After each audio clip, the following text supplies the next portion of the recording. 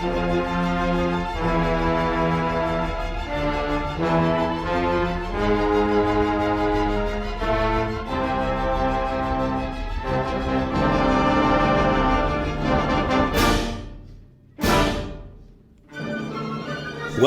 to Book Club of Dread. I'm Tom. I'm Rachel. And we're joining the proud content creator tradition of consuming horrible media for money. Today's episode... Hocus Pocus. And the all-new sequel. So here we are, our inaugural episode of the Book Club of Dread, starting as a joke about how bad this book was. It, through the power of crowdfunding and sadism, has spun out into an actual thing that we are doing. So...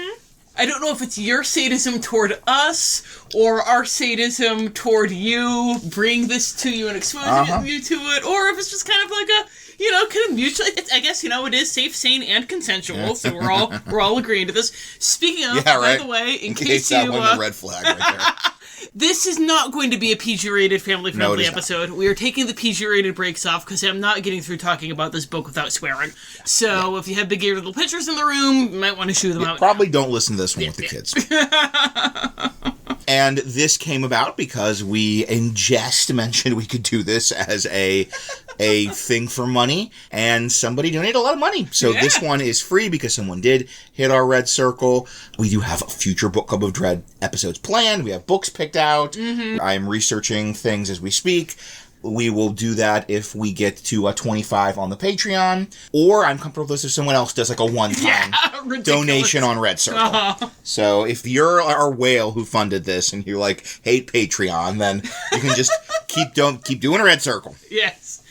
Future episodes are going to be patrons only. Yes. But this is like a little taste of what it's going to be, should that happen. And if you are that person that donated to us, then please let us know that we can make sure you get access to the episode. Yes. So, we're just going to start this as we started our prologue. If you went back to listen to it, and you should, we're going to look at a general overview of what we're doing first before we get into the specifics. It's kind of a combination of the prologue and episode 1. So first, we're going to start with a couple of questions. And the first question is, Rachel, why are we doing this? I read Hocus Pocus in the all-new sequel. It's bad, but it's bad in a fun, entertaining way. There are other books that I've read that are terrible, that are related to what we're doing, that are not entertaining in their terribleness. We're not going to be doing anything with those. But Hocus Pocus in the all-new sequel is bad in just an extremely gonzo way. We think that we could, do something funny with this. It's interesting to see what might have been with Hocus Pocus. Yeah. I mentioned in our D is for Disney bonus episode that we've had a couple of people talk to us about how they think that Hocus Pocus 2 was bad and it was too much doing the original movie all over again. Buckle up, listener. You have no idea how bad it could have been. But you will. And I want everyone to know how bad it could have been. And speaking of D is for Disney, we're also doing this because it is related to our podcast. We mentioned in the D is for Disney episode that one thing we are taking from this is the idea that Max and Allison have a daughter named Poppy, so that Dani also has this niece that she's protecting. That doesn't matter that they're grown up and, not going to be targeted by the Sandersons anymore, and it's not even just generally for the children of Salem. It's specifically she wants to protect her niece, Poppy, from the Sandersons. All these books are going to be in some way connected to the stuff we're talking about, either directly, like this being a sort of Disney franchise thing, or more indirectly, like a book we might have mentioned if you've listened to our Hunchback of Notre Dame episode for a potential future one. And these kind of ancillary material, they are interesting as a part of the franchise because it lets us look at these books or these Ravenloft domains or whatever as part of this wider franchise. And that does affect kind of our discussion of the specific works. So, second question, how are we doing this? We have divided ourselves into 2 roles, and this might change from book to book. It's probably going to be Rachel for the first couple, but he's going to switch from book to book. And we have the Dante and the Virgil to tell you what you're in for. The Dante is our wide-eyed innocent who has not been to hell. That is me. The Virgil has been to hell and is here to tell us about it. That is Rachel, who has read Hocus Pocus in the all-new sequel. I have read Hocus Pocus in the all-new sequel. We wanted to do that kind of role with one person having read it and the other one not having read it, rather than both of us reading it. Number one, because nobody has time for both of us to read that book. But also because sometimes if it's a thing where both hosts have read the book. They might talk about it and, like, skip past things. They might talk, forget that the listeners haven't read it. So this makes sure Tom is kind of being the surrogate for you, dear listeners, who I hope have not read Hocus Pocus and the all-new sequel. And There's no in the comments. I'm so sorry.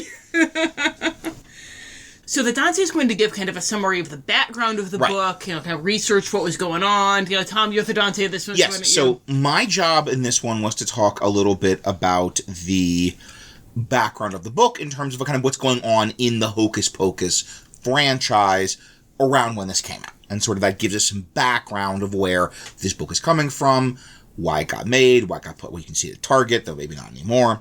And then, so we kind of see here's what's going on culturally, economically, in the franchise, in the media when this thing comes out. And then the Virgil gives the detailed summary of the book that you're all here for. And then finally, we do want to not just talk about bad fiction and swear a lot. We want to find something practical that you can take out of this. So the final thing we're going to look at is what's salvageable. Is there anything in the story that is a good idea, a good suggestion, a good character, a good turn of phrase for gaming, for horror, or for horror gaming? Because this is a Ravenloft podcast. Presumably that's something everybody can use, is salvaging things for gaming, for horror, or for horror gaming. And then a final question, of course, before we kick off our sort of inaugural episode content. What are we drinking? Well, every episode of this, we are hoping that we are going to have some kind of themed cocktail that will also have a mocktail option. We're not doing this sober, but recognize that many of our listeners might want to drink along at home and might want to do this sober. So if you're listening to it with the kids. If you're listening to it with the kids, or, I didn't notice until I started being more mindful about my own drinking exactly how weird our society makes it if you don't want to dose yourself with small amounts of addictive poison. So, there are all kinds of reasons you might not want to drink, or why you might want your first one to be the cocktail and then switch over to a mocktail afterwards. Whatever. We want everybody to have fun. We don't want it to be the drinkers get to have cocktails and the rest of y'all can have soda. We will be posting this recipe beforehand, so yes. I'm sincerely hoping at least some of you are hearing these words right now and you've got your drink, cock or mock, in your hand and are ready to join in. And by the way, we will occasionally say things about, like, take a drink. This is not serious. We're not making a drinking game. Don't drink every time we say take a drink. It's just one of our shorthands for a thing we do a lot. Yes. Or, you can drink every time you take a drink. But please, if you run out, switch over to the mocktail version and get yourself sugar high. Wonderful Live Darkness has no responsibility for anything that happens when you drink. So, in this particular case, the recipe that we linked to is the Hocus Pocus punch from the website Crayons and Cravings that was specifically created to be a thing that you could drink along with your kids while watching Hocus Pocus 2. So she did specifically have the mocktail version and the cocktail version. So I thought that was a good way to kind of inaugurate things. So on the website, the recipe that they have is 4 parts mango peach juice, 3 parts peach seltzer, and a scoop of sherbet so that as it melts, you get kind of that, like, fizzy potion. Yum, yum. But another reason why we picked this is because it's very easy to do with whatever you have at home. Because she even says on the website, pretty much any orange-colored juice, so you get that kind of fun pumpkin-y thing going, and any seltzer that'll go with it. So we didn't have mango peach juice, because who does? Right. So we mixed together mango juice and orange juice, and then we had some mango orange seltzer we threw in, and then added our sugar. And it is quite delicious. It is, yes. I'm enjoying it. And then that's our mocktail version. For our cocktail version, we went with vanilla vodka for the kind of that creamsicle vibe. So if you are one of those very lucky people that is currently, just like us, holding this drink in your hands, then raise it. Cheers. Clink. And they're plastic cups, so it didn't clink very well. Get ready for us to get started. Hello, dear listeners. This is Future Rachel returning to your time with a dire and terrible warning. If you are planning to start with the cocktail version of the Hocus Pocus Punch, and then switch over to the mocktail version in order to make sure that you're enjoying your Hocus Pocus Punch in moderation, and you're thinking, the buzz is just now starting to hit me, I'll have one more, and then switch over to the mocktail. Stop, have a glass of water first, and then decide whether or not you want to have another cocktail version or a mocktail version.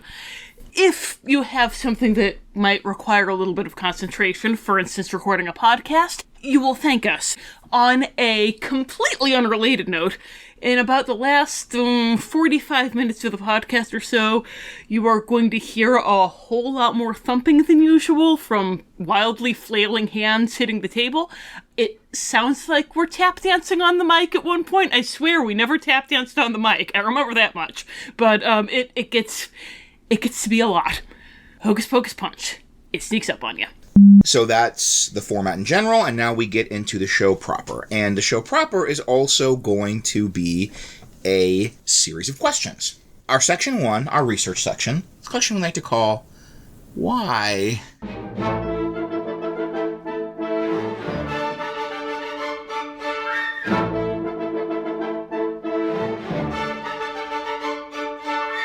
So Hocus Pocus and the all-new sequel is a very interesting beast of a book that I think is a fascinating choice, not just because it's terrible in a fun way, but because it is a snapshot of a particular moment and a snapshot in the development of the Hocus Pocus as a franchise, as a cultural phenomenon. Now, we've been saying Hocus Pocus a lot, and I feel completely safe assuming that if you are listening to this podcast, you are familiar with Hocus Pocus. If not, pause it, go watch it. Yeah, I hope you are, because, spoilers, I'm not going to be summarizing very much for the Hocus Pocus part of the book. That's not what you're hearing. No, it's not. So Hocus Pocus came out in 1993 and was a box office flop. For a lot of reasons, one of which probably was it came out on July 16th, 1993, boggling the mind. It was 4th place in its opening weekend because it was July, and it grossed $8 million. And it dropped from the top 10 ranking after only 2 weeks of release. So, basically, completely by any estimate, a flop. There are some estimates that it lost $16 million on its thing. Yeah. So, huge flop. It's the kind of thing that normally would just disappear and be this weird, you went to the movie theater in July in 1993 and saw a weird witch movie that you have to Google to find people remembering.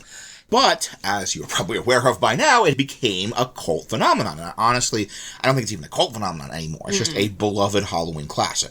If you go to Spirit Halloween, the Hocus Pocus section is as big as the Nightmare Before Christmas section, bigger than the Beetlejuice section. It's a lot. But yeah, it's currently March 11th, and I can go to Target right now and buy a couple of Hocus Pocus related items. And that's not even saying nothing of September or October. And that really came because of access, because Disney had this movie. It was a fun Halloween movie. It was something that was not something they needed to protect, like a major franchise, like something like Nightmare Before Christmas, where this is this big success, so we kind of want to protect it and treat it specially and not oversaturate it. But Hocus Pocus was a theatrical release movie, so it had kind of a bigger, higher profile for airing on the Disney Channel. And so every October, it would be aired on the Disney Channel multiple times in October. And it was kind of a big event. It would be that would get the 8 p.m. time slot. That would be sort of the big airing of Halloween movie they were showing that week was Hocus Pocus, because it was not just a Disney Channel original movie like Halloween Town or Twitches. It was a full theatrical release movie with Bette Midler. Yeah, from what Tom and I are to understand, we're Gen X millennial cuspers. And from what we're to understand, if we were about 5 years younger, Hocus Pocus would be for us what Great Pumpkin Charlie Brown is for us. Yes. This just is, for many people, years go by. It airs on Disney Channel every year multiple times. It airs on ABC Family multiple times. And it is really good. That's the thing. It's one of this, becomes just a thing that parents and kids watch together on Halloween. So for many people, this is one of those things where it is not Halloween without watching Hocus Pocus. So I love that happened. I love this movie deserves to not be a forgotten flop. This movie... I would have been one of the people being remember that witch movie? Remember that weird witch movie? You'll be shocked to hear I loved Hocus Pocus. And so, once again, according to this one media research thing, Lit Media, Hocus Pocus was the 7th most watched movie across all platforms in the United States in 2021 in the week of October 31st. So it's all streaming platforms. Didn't it finally get to be number 1 at the box office during the in pandemic, 2020? Yes.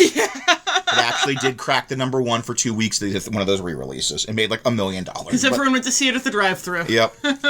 And then in the weeks of September 30th, October 2nd, 2022, it was the 2nd most watched movie across all platforms in the United States. So this is one of those, The last couple of years, it's reached this point where October rolls around and most of America's apparently watching Hocus Pocus. Good for America. Once again, I am so happy that this probably now makes its budget back in merchandise sales every year. Like, every year it probably makes like $24 million in merchandise across the country, dedicated section of Spirit Halloween, and that is wonderful.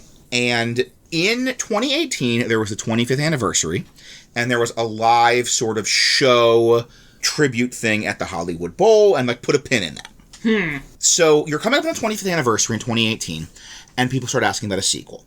So there was an interview in 2014. Bette Midler said she was ready and willing, and she knew that Sarah Jessica Parker and Kathy Najimy were interested. And then in 2016, Sarah Jessica Parker also said, like, I'm very interested. So the people involved are kind of expressing interest. And then it was revealed that they had been trying to put together a sequel.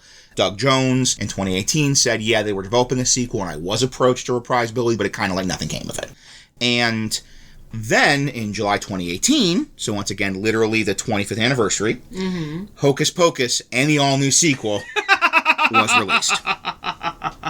And I read a couple of places that the all-new sequel was the sequel they were developing in like 2014, 2016. So like they were trying to build this up to the release for the 25th anniversary, and it kind of fell apart. Nothing came of it. And they said, hey, we got this script.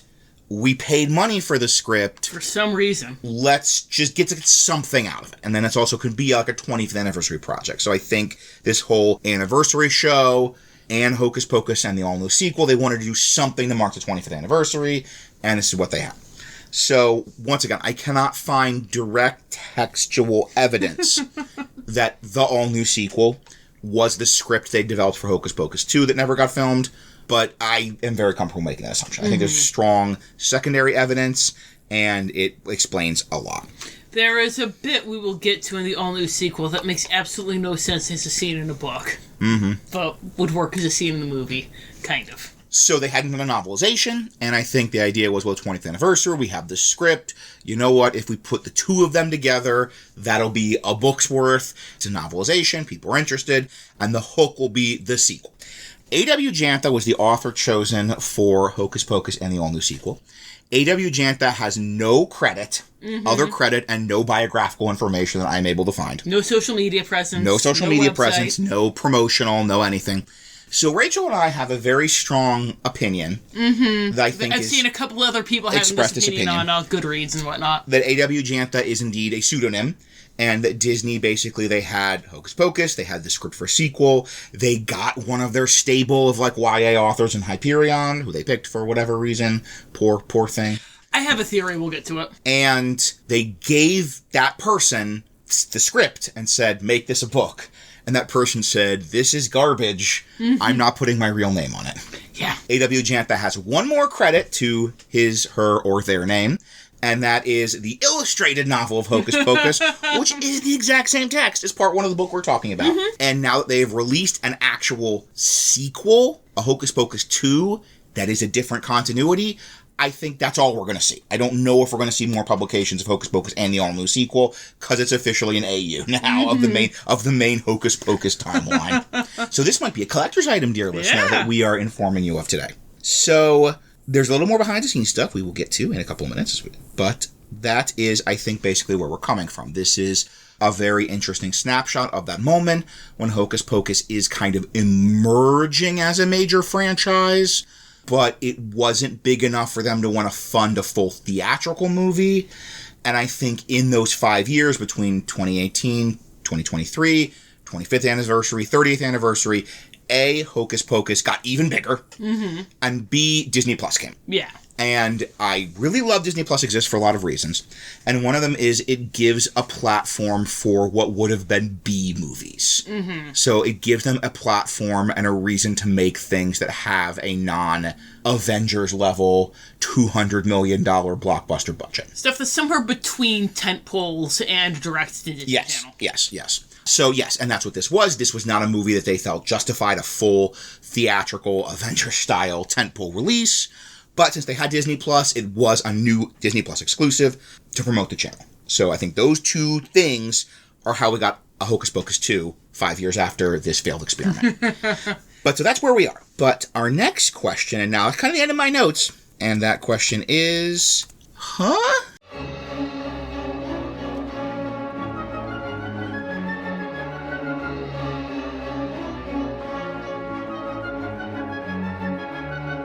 Rachel, Hocus Pocus and the all-new sequel. So, for why they picked A.W. Jantha, I have a theory. And I'm assuming that she's a woman. I'm going to be referring to her with she, her pronouns because Poppy is a first-person narrator on the second half. And A.W. Jantha, if you're not a teen girl, you were good at getting into a teen girl's head. But I'm going to assume you were a teen girl at some point. So I think that they picked her because she can write horror when she puts her mind to it. She can write some pretty good romance. There's some good, romantic development stuff with, the Max Allison relationship and then with the Poppy Isabella relationship that we're going to see in the all-new sequel.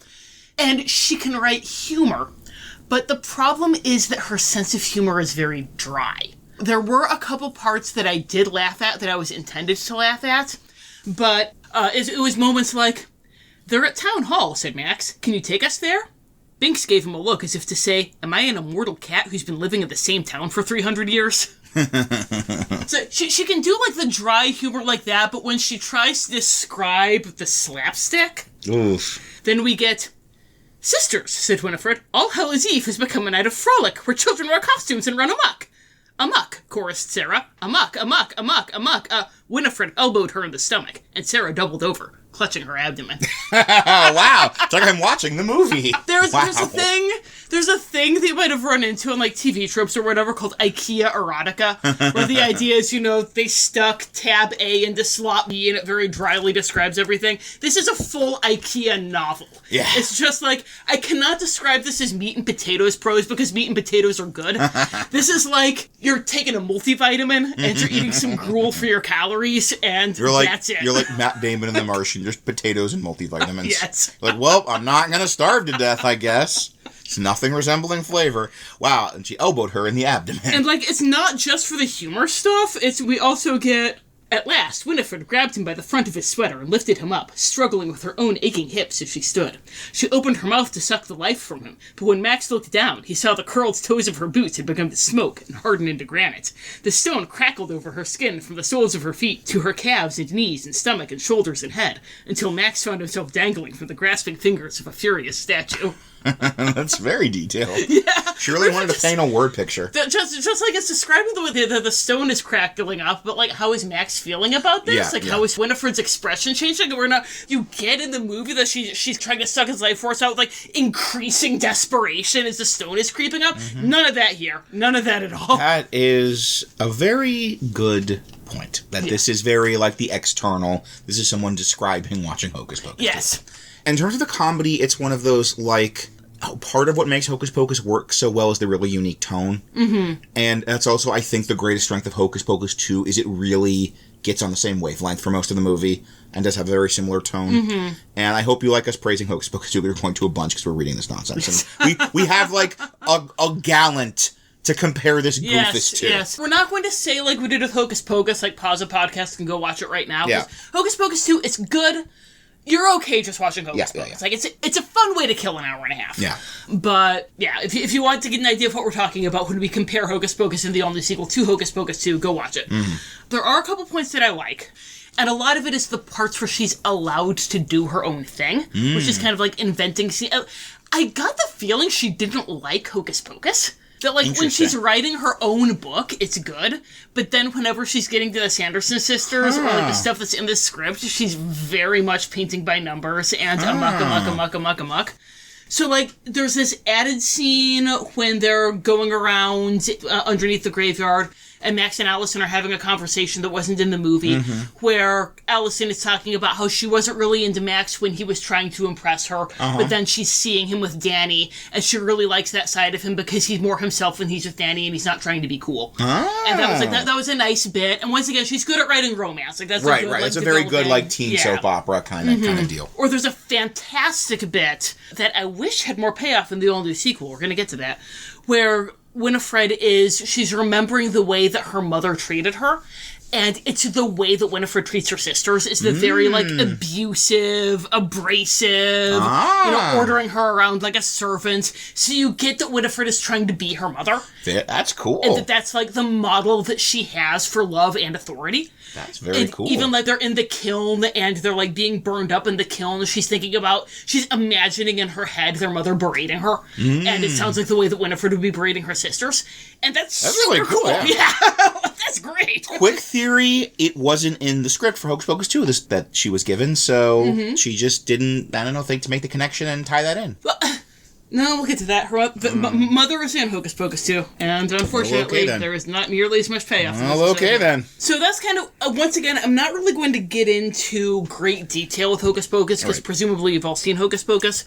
But I am going to talk about a couple of the differences between Hocus Pocus, like basically, the novelization and the movie. Imagine somebody watched Hocus Pocus and then described it to you in like a boring way. Like plug the script of Hocus Pocus into Chat GPT and just like, here you go. So we get the stuff with Emily Binks at the beginning. There is some, again, really nice stuff with she's hearing Sarah's song and it's making her think of delicious food, like irresistibly delicious food smells. So that's kind of a nice, like, sort of gingerbread house sort of. Ooh, that's cool. That she's kind of like, I don't think that it ever specifically cites gingerbread, but like being lured along by these delicious food smells is this very Hansel and Gretel thing. Right.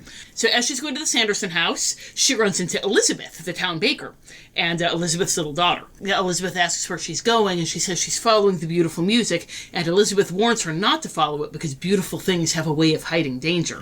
But then Elizabeth has to go inside because her pie is burning, and Emily keeps going. And then after the Sanderson sisters get hanged, we get a thing about a woman picking up the book and secretly taking them away. And then later, when they're in the Sanderson house, Allison is talking about how, according to records, the book went missing right after the Sanderson sisters were hanged. And then they're looking at the inside front cover of the book, and it's listing all the previous owners of book, and the last three names on the list are Drusilla Sanderson, Winifred Sanderson, and Elizabeth Sanderson. Oh ho ho! It's the long lost fourth Sanderson sister, people! What else could we do? Yes! That's... Who's good? Well, the good Sanderson sister. Who was never mentioned in any point in Hocus Pocus. Right, absolutely. And, good lord. Oh, buckle up. So, tell me more about this good... I'm really intrigued by this good Sanderson sister. There is one more thing. It's going to have some character payoff later. Jay, the blonde bully with the long hair. There's some really terrible stuff with him in the all-new sequel, but there's a thing setting up for it in the Hocus Pocus that I don't hate, where he's in the cage, and he's thinking, oh man, if I ever get out of here, I'm never going to do all that bad stuff again, like I've got to turn my life around, and then, this, that, and the other thing. And he's also thinking about how he's going to be helping out his parents with the lighthouse, because his parents are really into local history, so they're super into, like, renovating the lighthouse and everything. There's stuff later about Jay being really into the lighthouse. It's not completely out of nowhere, and the origin of it isn't terrible. Right. Sure, why not? There's a lighthouse. Yeah. His parents could be local history nerds. So, to recap, to take away... for these new stuff in Hocus Pocus that brings us to the all-new sequel, which, by the way, is the only title it ever gets, and the all-new sequel. The title is Hocus Pocus and the all-new sequel. So, the all-new sequel, we have got Jay is really into a lighthouse. We've got there's the long-lost and good Sanderson sister. And I think that's everything? Pretty much, yeah. Okay, cool. So, here's the moment you've been waiting for. The reason we're all here. The title card event. The all-new sequel. The all-new sequel. Alright, so we open with the following quote. I accept my fate, though you know not why. You, all of you, despise me for things you believe me to have done, and yet I know that the greatest mark upon my soul was doing nothing at all. Elizabeth Sanderson, November 5th, 1693. Last words, as recorded in the Journal of Samuel Parris. Oh, okay. So... In our first chapter, which is entitled Witch Please.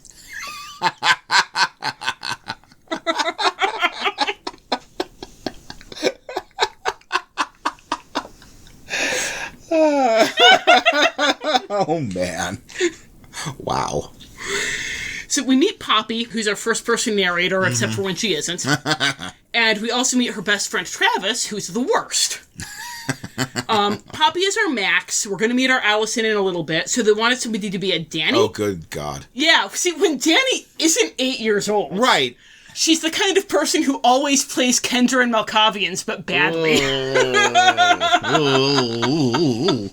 And even just like, oh God, Danny works because she's 8 and she's his little sister. Mm-hmm. So the fact that she's like being deliberately obnoxious, there's always that warmth and affection underlying. And you're just like, well, that's siblings.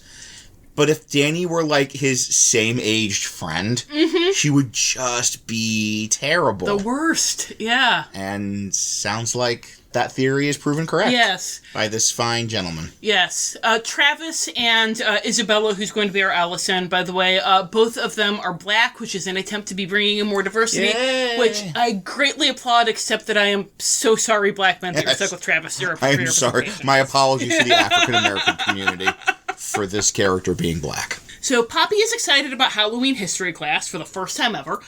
Normally, she dreads history class on Halloween because it's all about the Sandersons. But this year, her dad is the history teacher. Oh. And he never talks about the Sandersons in public. And Poppy knows this is because he actually believes the story. Everyone else assumes he just, isn't into the Sandersons. And we discover her dad is Max. Yeah. Who is a history teacher because the first scene in that movie Hocus Pocus is Max in history class. Well, obviously, so that's what we know about him. Max is in history class. Dear listener, I've heard a little bit. We're cheating a little because Rachel was first reading this. She was telling me some of it with incredulity. Not all of it. There's some real surprises in store for you and for me. But I know enough to know that this is very sequel, prequel-itis of let's take this movie and let's say that's the only thing that exists about these characters. Like, the only experiences that matter were the things that happen here, and everything about them in the movie, that's boxes we need to check off in terms of explaining where it comes from in the case of a prequel, or referencing in the case of a sequel. So, like, that whole, what could we even imagine Max doing? Well, he's in history class. He can't possibly be doing anything else. No, he couldn't be a lawyer. Because there's no part of the movie Hocus Pocus, those 2 days, that like 48 hours, that he references being interested in law. Yeah. Although Allison is a lawyer, because we don't have anything else about her. So she goes into the history class, and speaking of all that, he's wearing a tie-dyed bow tie, which is about as festive as he gets for Halloween. It's some kind of inside joke with my mom, I think, because she always gives him a dopey grin when he wears it. Because he's wearing a tie-dye shirt when he's in history class. Right, yes, yes. So he always wears a tie-dye I know that, like, Rachel and I have all those in-jokes where we wear a piece of clothing that vaguely references another piece of clothing that we wore at some point in our early courtship. And I always give you a dopey grin. Wow, I didn't even make that connection. Oh, because he's wearing a tie-dye shirt in history class. So they're getting started in class. God, Stragglers we're only in the beginning. Yep. We're in Act 1 still. We're in Chapter 1. God. And we've already referenced Hocus Pocus twice. A bunch of stragglers come into the class, including Isabella, who's going to be our Allison, who's dressed like the goddess Athena. By the way, huge praise I want to keep on this book. Tom already knows about this, because I've sang this to the skies a couple times with Hocus Pocus and the only sequel. Completely unironically, I love this. So Isabella is the Allison, Poppy is the Max. They're both girls. This is never commented on. Like, they treat this relationship exactly the way they treated Max and Allison. There's never any, like, gay angst. There's, we're going to have a bully character later, because of course we are. Right. Like that movie Hocus Pocus. Hocus Pocus. But she never bullies them about being gay. Like, it's treated exactly the way it would be if Isabella's name were Isaac. And we're really happy with how matter-of-fact it is. Good for you, 2018. Yes. Disney Hyperion Publishing. So, and then, Poppy is looking at Isabella and crushing on Isabella. There's a nice line where she describes her as the last person who would ever need extra credit and the first person to volunteer for it. That is a good line. But then she, keeps going on describing Isabella and, how nice she is and what a big overachiever she is and everything. And it sounds exactly like the way Max described Allison in the Hocus Pocus part. In the movie Hocus Pocus? Well, not in the movie Hocus Pocus, but in the Hocus Pocus novel. Okay. Yeah. I don't know if A.W. Jantha is being lazy and just writing exactly the same thing, or if this is a description of her girlfriend, or if she's trying to tell us that Poppy has an Electra complex and is crushing on people who remind her of her mom. I don't know what's going on here, but I vote lazy. Probably. That would be my vote, my guess. Occam's razor. That'd be the little roulette thing I put my money down on would say lazy. Yeah, Poppy starts thinking about how her parents are throwing a Halloween party tonight, which is going to be a real treat. Not. So Tom, this is written in the year of our Lord 2018. Wow. You were a high school teacher in the year of our Lord 2018. Yeah. Do kids still do that in the year of our Lord 2018? They do not, and they would be confused and baffled if they heard anyone. They would just blink at you and go, okay. If anyone had done that. That was I think, dated when Hocus Pocus came out. Yeah. It was dated in the year of our Lord 1993. So Max tries to teach a lesson about the Articles of Confederation. And then Isabella, raises her hand. She starts asking about the Sandersons. And then everyone goes quiet because they know that you don't talk about the Sandersons, Mr. Dennison, because he finds the whole thing so ridiculous. Weird set of things to know about a teacher. I know, right? I promise my students don't know anything about my opinion about our local witch legends. We were going to learn that they told Poppy an almost unconscionable amount of the story. But so she's trying to, ask about the Sandersons. She's trying to ask about Elizabeth Sanderson specifically. Lord. Yeah. And then Max was saying, people say she wasn't a bad witch, or that if she was, she never brought any harm to Salem. Still, the trials came for her and her family the way they came for so many innocent lives. So, there were Salem witch trials in this world. Yeah. And also, because I was able, with watching Hocus Pocus, right, yes, to be yes. Okay, this was kind of the witch thing that happened in Salem in this universe. Right, yes. But, now suddenly there were Salem witch trials that came for other innocent women. Right. And I checked the dates on the Salem witch trials, and they were, in fact, 1692 and 1693. And that makes this whole thing really weird. There's kind of two competing things in a lot of media stuff. Mm-hmm. And one is, what do people know from witches in the old-timey times, in the powdered wig times, Salem? Mm-hmm. What do they know? They know witches are in Salem, and Salem is in witches, and that's what happened in the old-timey times. Also, these are horrible mob justice that murdered lots of innocent women. So there's going to be this eternal temptation to have witchy Salem stuff. Mm-hmm. Because Salem tourism is entirely there's aware entirely of this problem. yes. And I get it, right? I get it. You're doing something about witches, and you want to do a thing with Salem. And because people are, oh, Salem, yeah, I know that. You want that little hook of recognition to bring along, add a little oomph for your witchy witch story. But also that means you're sort of affirming a narrative that led to 20-something innocent people to be murdered. And once again, with Hocus Pocus, the original, you could just be this is a universe where that, they don't mention that the history teacher in that class, which apparently was a real life changer for Max, didn't mention any other, just the only story she had. So you're in this universe, this was the witches. These were the witches, the end. That was it. There weren't, these horrific mob violence, murder of innocent people, witch trials. It was just the Sanderson sisters who were, in fact, witches and did, in fact, deserve to be executed. Yes, they were witches who worshipped Satan and killed children. Yeah, yes, and we could just kind of oh, okay, cool. That's what's going on in this. It's called Salem because it's a thing from witches, and then we move on. But no, once you bring up the actual Salem witch trials, you are sort of... making it weird. You're making it weird. You brought up the Salem Witch Trials book. I wasn't gonna mention that. You brought it up. So, what do you got? Oh, no, nothing. Nope, just, but they got it right 3 times. By the way, for something that threads the needle of this really well, if you haven't seen Paranorman does a really good job of threading the needle of this whole, witches, but Salem, but mob justice, but witches. Yeah, it's really good. So check it out. Or if you saw the Fear Street, 3-part, sort of 3-movie miniseries, whatever it was on Netflix, They kind of do some stuff with that's less good than Paranorman, and I hope you go watch Paranorman, because it's kind of a similar story, but better done, and for children, and 6 years previous. Ouch. I was not a huge fan. I'm sorry to hear that. I only watched the first one.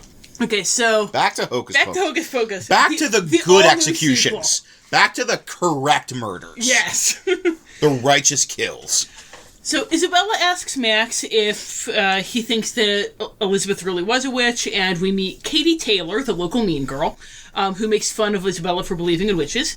And we hear that Katie Taylor is the daughter of Jay Taylor, the school principal, and the same guy who bullied my dad. Because what else? What else could it be? What else can you do but have Jay be Max's boss and you look and at that his guy, daughter you bully think Max's school principal. Yeah, right. He's really got admin written all over him. This was when I was telling Tom about various things about the only sequel. I actually didn't tell him about Jay is now the school principal so that he could be Max's boss, and his daughter is a bully bullying Max's daughter, because I was embarrassed for A.W. Jantha. I wanted to be like Shem and Japheth and cover her nakedness rather than expose it to the world. And but here we are. If I were to say, imagine a really, really terrible Hocus Pocus sequel, you wouldn't have imagined that. That's too dumb. Too terrible. And I am imagining Jay, by the way, in the same outfit, but middle-aged and we're gonna get a description of Jay. We're gonna get a description. I hope he has the haircut, glorious '90s haircut. He has a comb over, but he always wears a plaid shirt because he wore plaid. Right? Yes.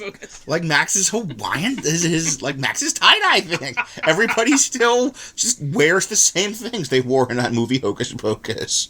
That's the one thing that ever mattered in their life, was that 24 hours that movie takes place over the course of. In fairness, I do still wear sweatpants and anime shirts. That is what I wore in the 90s. And then it's what I wear now. Critical 24 hours. So, all right. Then we get to Chapter 2, Rick Coven. Why? So, class finishes up. Poppy's really mad at Isabella for bringing up the Sanderson sisters. She has that awkward thing where you're mad at your crush. I love how awkward Poppy is. She is legit a great character who's having feelings with her crush. So, Isabella catches up with them after class. She sees Poppy's mad. She offers to buy her pizza as an apology. They're allowed to go off campus for lunch. There's this forced conflict where Poppy's all but if we go out for lunch, then I'm going to have to tell her why I'm mad, and that means telling her everything, and then she's going to think I'm weird. No, you really don't. Everything. That's fine. And Travis is all, pulling Poppy aside and being like, she's our friend. It's time you told her everything. F*** you, Travis. I hate you. This is not your decision to make. You have no skin in the game. The entire time they're going to the pizza restaurant, he's giving her all these meaningful looks are you going to tell her now? Are you going to... The witch experience your parents had? I hate Travis so much. He is just a reprehensible little with no sense of boundaries. I'm so glad I can swear about him, because there's so many swears in my notes about him, guys. You don't even know. So they get to the pizza restaurant, they get pizza. There's some business where we learn more about Poppy. She mentions she's into photography and she uses film. And there's once again really adorable stuff where she's being a very high school photography snob, talking about how great film is and how digital sucks. And then she realizes that Isabella uses digital because everyone uses digital. Right. And starts frantically backtracking. It's so cute. I love their relationship. This is why you're in the Hyperion stable, A.W. Jantha, if that is your real name. Yes. Zero notes on Poppy and Isabella's relationship. I adore these two. We never thought maybe A.W. Jantha just wrote these books and was that's it, I'm done, I've peaked. This is my artistic pinnacle, and I'll never make anything that'll approach this, so I'm just gonna retreat from the world because I've left the ultimate legacy behind. A.W. Jantha, whoever you are, if you have sweet middle grade queer romances, I will read all of them. Please mention in the comments. Please out yourself in the comments. We know it's not your fault. Poppy will furiously backpedal at our criticism of your choices. So after this, Isabella asks what was going on in class today, and Poppy goes on to recount every single friggin' detail of Wow. Hocus Pocus. Wow. Her parents told her everything. Like, they told just beat by beat. Then they sang, I put a spell on you. Then Wow, they did wow. that. Wow. It's all... As she finishes telling the story, and Isabella says, so that's why the ceramics kiln is broken?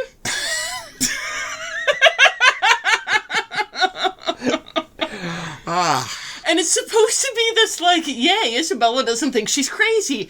But instead it's like... 25 years later, they haven't either removed the ceramics kiln or replaced it with something. Just, jeez. Honestly, public schools do need more yeah, funding. right? It's going to be some politicians' PSA. Yeah.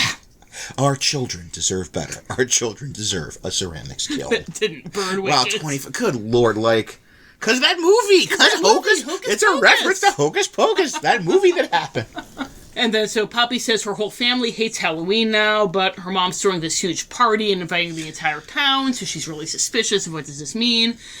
And then, even though Poppy it's mentioned multiple times that she's been checking to make sure no one's listening to this and keeping her voice really low. Oh, God. Katie Taylor, the school bully, pops her head up from the neighboring booth, because she apparently has an invisibility cloak.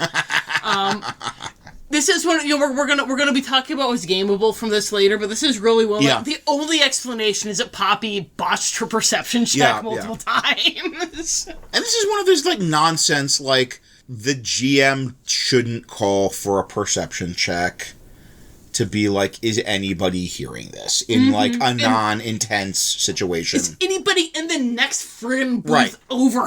Right, yeah. The next booth! Like, and one of her friends is with her! She's Yeah. not even like, was she, like, lying under the table this whole time? But even that's just, like, that it would be, this would be such a, like, annoying dick GM move to be like, oh yeah, your bully was in the next booth. And when you looked around, you didn't turn your head. Oh my You were like, looking left, looking right, looking straight ahead. All right, we're clear.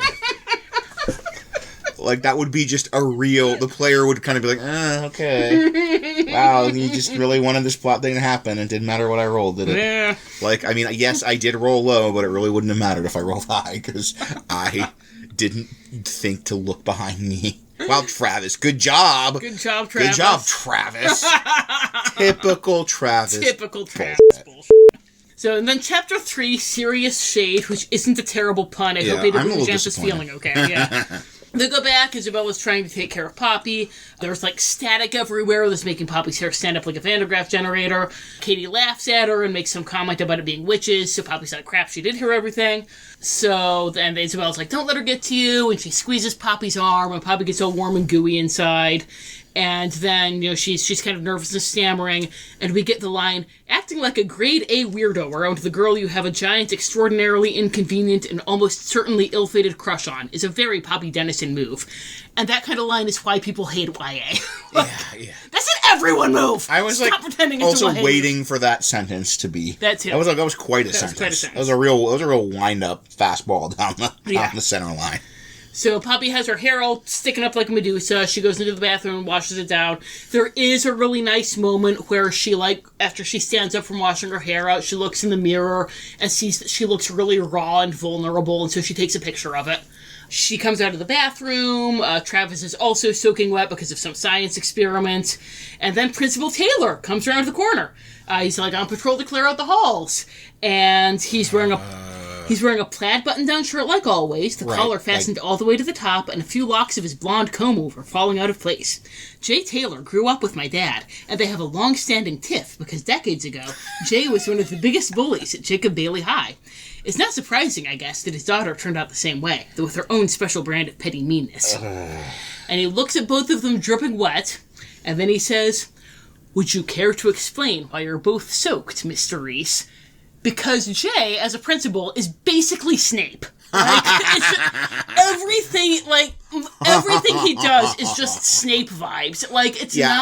There's no recognizable Jay Taylor about him other than the plaid shirt and the blonde hair. And she's hey, what are you doing? Yeah, oy.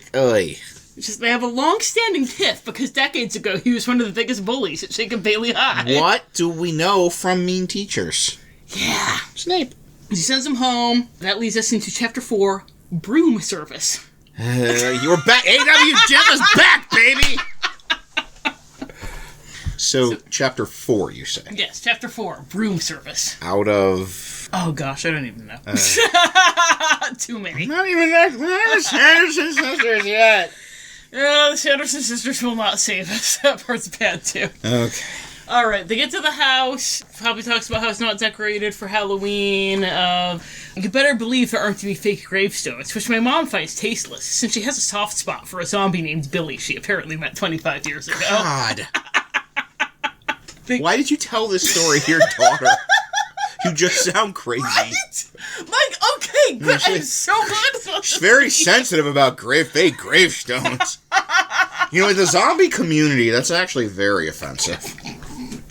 I have a very close friend who's a zombie, so... Why did they tell Poppy every detail? Yeah, right. Oh my gosh. They go inside, and Max, I shit you not, is dressed as the Hollywood sign.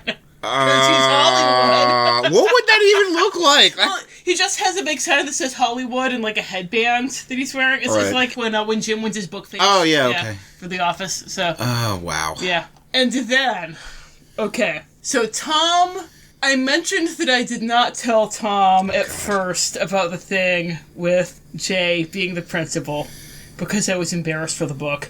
I had blocked this from my mind. Fortifying myself. I'd blocked this from my mind until I reread it, because I'm so embarrassed for the book. She's going into the house, and she's looking around. No, fake gravestones. Check. Still. And she's thinking about her mom's parents. When Nana and Grandpa retired to Palm Springs a few years ago, because they'd heard so many wonderful things about California from my dad, he was skeptical about moving into his in-laws' old house, but they did.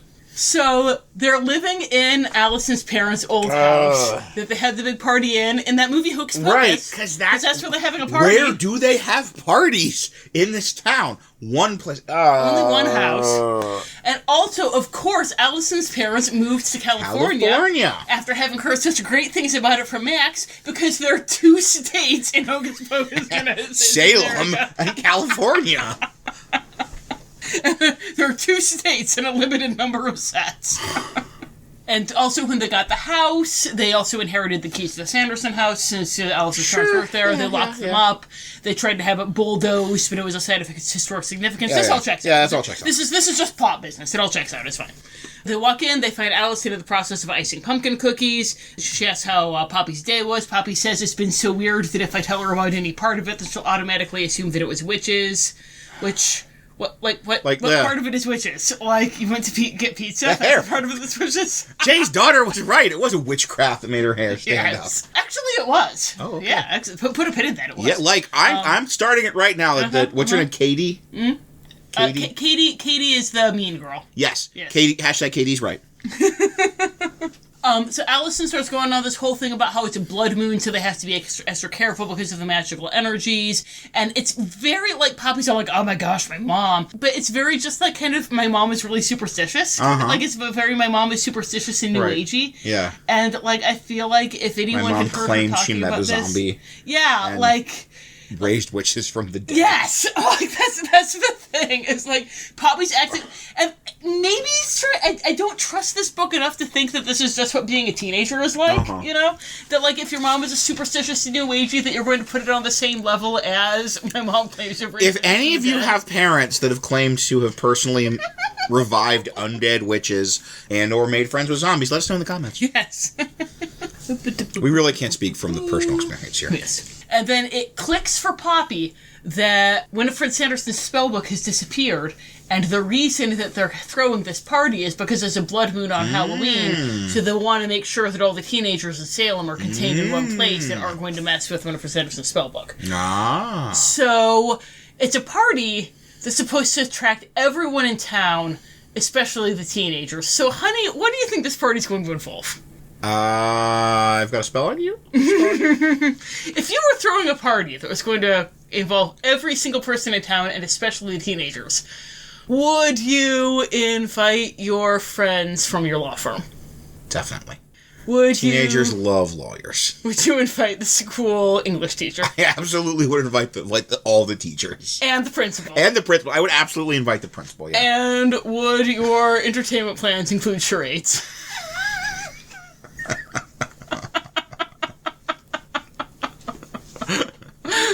Yes. This Teenagers love charades. All we see of this party is pumpkin cookies and charades. Wow, this sounds awesome. Also, at a law firm, a giant cauldron full of candy that Poppy's grandparents used to drag out once a year for parties like good this. Lord. I wondered if they were going to work in a reference to the party. I'm glad they did. She didn't let me down. And then we move on to Chapter 5, Basic Witch. That's kind of great. That's pretty good. Those are pretty good. So we get a bunch of the Denison City party. Charades. Oh boy, candy. Teenagers love candy. Teenagers love candy and pumpkin cookies and charades. Partying with the principal. And partying with the staff of their high school. Yes. There's one of the few, like in that movie Hocus Pocus, moments that actually works, where like Allison walks in and she's got this platinum wig and like a blue lightning tattoo on her face, and Poppy's like, "Mom, what are you supposed to be?" And Allison's like, oh, "Gaga, ooh la la," right? Obvious. That's a good joke. Yes, that's a good joke. Yes. And then Isabella shows up. She has a spirit board. Allison's reaming her out for bringing a spirit board on the blood moon on Halloween. There's, again, what I love this romance. This romance is really sweet. We get, like, Poppy and Isabella are both embarrassed and think the other one's going to be upset with them because Poppy's like, "Oh my gosh, my mom is so weird," and Isabella is like, "Oh my gosh, my crush's mom is mad at me." So, like, it's I want to read your sweet middle grade queer romances, A.W. Jantha. If you are A.W. Jantha or know her in real life, hit us in the comments. And, like, Poppy's seething that, I can't believe my mom, quote, dragged my friends into her wild beliefs. You're the one who told Isabella about it, Poppy. Yeah. What the hell? What the actual hell? You made this weird, Poppy. So, could have just pretended your mom was really Christian. So then Poppy's like, "Hey, you like the Sanderson house. Let's go play with the spirit board at the Sanderson house." Yes. She's taking her crush there to impress her with how brave she is. Right, like yes. in that movie, Hocus Pocus. She wants to show it's all just a bunch of abracadabra. Just waiting for Rachel to finish her drink. Yes. And blah, blah, blah. Katie comes in, blah, blah, blah. I could not care less about Katie being steals girl. her candy or something. Principal Taylor stays. Why'd they invite this guy? The principal comes in. He's staring at her with what she can only assume is hate because he hates her parents. Because once again, he's Snape. Yeah. And then he turns suddenly on his heel and practically glides out of my house. like Snape! Wow, glide. Good Lord. Because when I look at Jay... Turn to page 354. Turns on the heel and glides out of the house. So, Danny... I'm keeping that in. That might be a round take. So Hocus Pocus is really good. Everybody. Yeah, right. Poppy goes up to get the keys. This is another, like, legit good part. She goes up, and there's, like, a picture of her as a baby, and it says that she's wrapped up in a red and yellow blanket. That's the first and last time Aunt Danny ever tried to crochet. Which that's cute. That's adorable. And then she sees this picture, and it's a picture of Aunt Danny and her mom and dad when they were younger at Halloween, and Aunt Danny is dressed as Wendy, and her dad is dressed as Peter Pan with the tights, and her mom is dressed as Tinkerbell. And they're just, and her parents are just giving each other this adoring look. And she's grown up with that picture her whole life, and all she's ever wanted is to find someone who she can look at like that, who looks at her like that. And I want her read your middle grade romance. Yeah. Or even that's a good, like, taking a thing from the original, but in an organic way. Yes. And doing something, like, interesting with it, and something that, like, matters for the story. Yeah. Like, I read that and I was like, oh, he went through with his promise. They were Wendy and Peter Pan with the tights. But Allison was Tinkerbell. And then Allison was Tinkerbell. And even, like, it spun out this whole... I can imagine that, like, Danny is giving him nonstop, you better dress as Peter Pan. You promise. And after what I went through. You're dressed in his motherfucking Peter Pan. Exact words. Exact words. Danny, they really got hardened by those traumatic experiences. But yeah, that's like, it's a reference to that thing, that movie Hocus Pocus. But like, it would make sense. There would be this picture. It would be this like moment of romance and be kind of this touchstone of what it was to love and be loved by someone. And so it's serving the story as well as being like that movie Hocus Pocus. Even the fun twist of, and Allison's there in the Tinkerbell costume. And even the like, kind of being like, this is the trophy of them having survived the movie. Of the like, this is the next year when we did that thing. Right, yeah. Yeah, that would have been like a walking on air kind of thing. So that's a good sequel thing. Yes. Next chapter, Calling All Spirits, which, I'm disappointed. I think that's just A.W. Jantha was like, crap, my deadline's coming up. Calling All Spirits. They go to the Sanderson house. While they're on their way out of the party, Katie calls Isabella Bella. And, of course, obviously, Poppy's like, my gosh, they used to be best friends. If she's calling her Bella. Yes. It's the only answer. They start going to the Sanderson house. Something grabs Poppy's ankle, and she trips and drops the keys. They can't find them anywhere, so they have to break in. Boy, what a pointless plot detail. It actually comes up. To be fair. She's starting to freak out a bit in the Sanderson house because it makes everything feel more real. And then she reminds herself that it's just a bunch of hocus pocus. Bam! They had to do. That's legit. Travis sings songs about how Isabella can be Poppy's Isabella, and it's just fucking... Travis. I hate him. Travis, man. I assume she could be her Isabella with Yabos. That's just, Yeah, right. And then Isabella's like, guys, I should have told you sooner, but I have Winifred's spell book. It just appeared in my room this morning. I don't know what to do about it. Take it to the Sanderson house. Take it to the Sanderson house, clearly. And so then they start being like, ooh, what spell should we cast? Ooh, let's ask witches. Wow. Yeah. Poppy's trying to put the brakes on because she is the only person who has ever seen a movie, Yeah. Including that movie, Hocus Pocus. Then, so Poppy drawing a line in the sand, we're not reading the Latin. So then Travis says, Pops, do you believe your family's story, or don't you? And Poppy says, you know I don't. Good. Me neither. Now lighten up. Let's have some fun. So... aspiring writers out there, if you want your male characters to get skinned alive by all your female readers and shot directly into the sun, please have them waltz all over the female characters' boundaries and then tell them to lighten up and have some fun. I hate you, Travis. I hate you. I hate you so much. Travis, he's the worst. They take out the spirit board, and then the planchette starts zipping around all by itself. And they're all like, this is fine. This is fine. Let's keep doing that spell. There's actually kind of a nice moment where Travis and Isabella are the ones who want to back out. And Poppy's like, hey, actual witchcraft is happening. This is my one chance to find out whether or not my parents are crazy. Oh, okay. So that's kind of a nice turnaround. It's a good organic, like Poppy's being the one who's... Right, lights the black candle. They're like, well, Max was being pretty dumb in that movie. How do we escalate? Yeah. How do we, indubit it? So, the planchette zips around, and then Poppy kind of goes into a trance as it's zipping around, and, basically she has to read what it's saying. Again, this isn't Poppy being dumb. This is fair rule. Some inside and some without. One believes and one holds doubt. On All Hallows Eve, ere 12 is struck, trade 3 souls until sunup. Everything flies around in the house, the floorboards glow. Sure, we've seen that movie, Hocus Pocus. We've seen that movie, Hocus Pocus. Giant shock of static electricity when Poppy reaches for Isabella. Everything goes silent. Poppy asks what they read, and Isabella checks the book and says it's an exchange spell. The doorknob rattles. 3 silhouettes come in. One has a bushy crown of flame red curls. And then they come all the way in, and it's Max, Allison, and Danny. And Danny is wearing a Queen of Hearts costume that gives her a silhouette exactly like Winifred Sanderson's. I thought she was being Lady Gaga.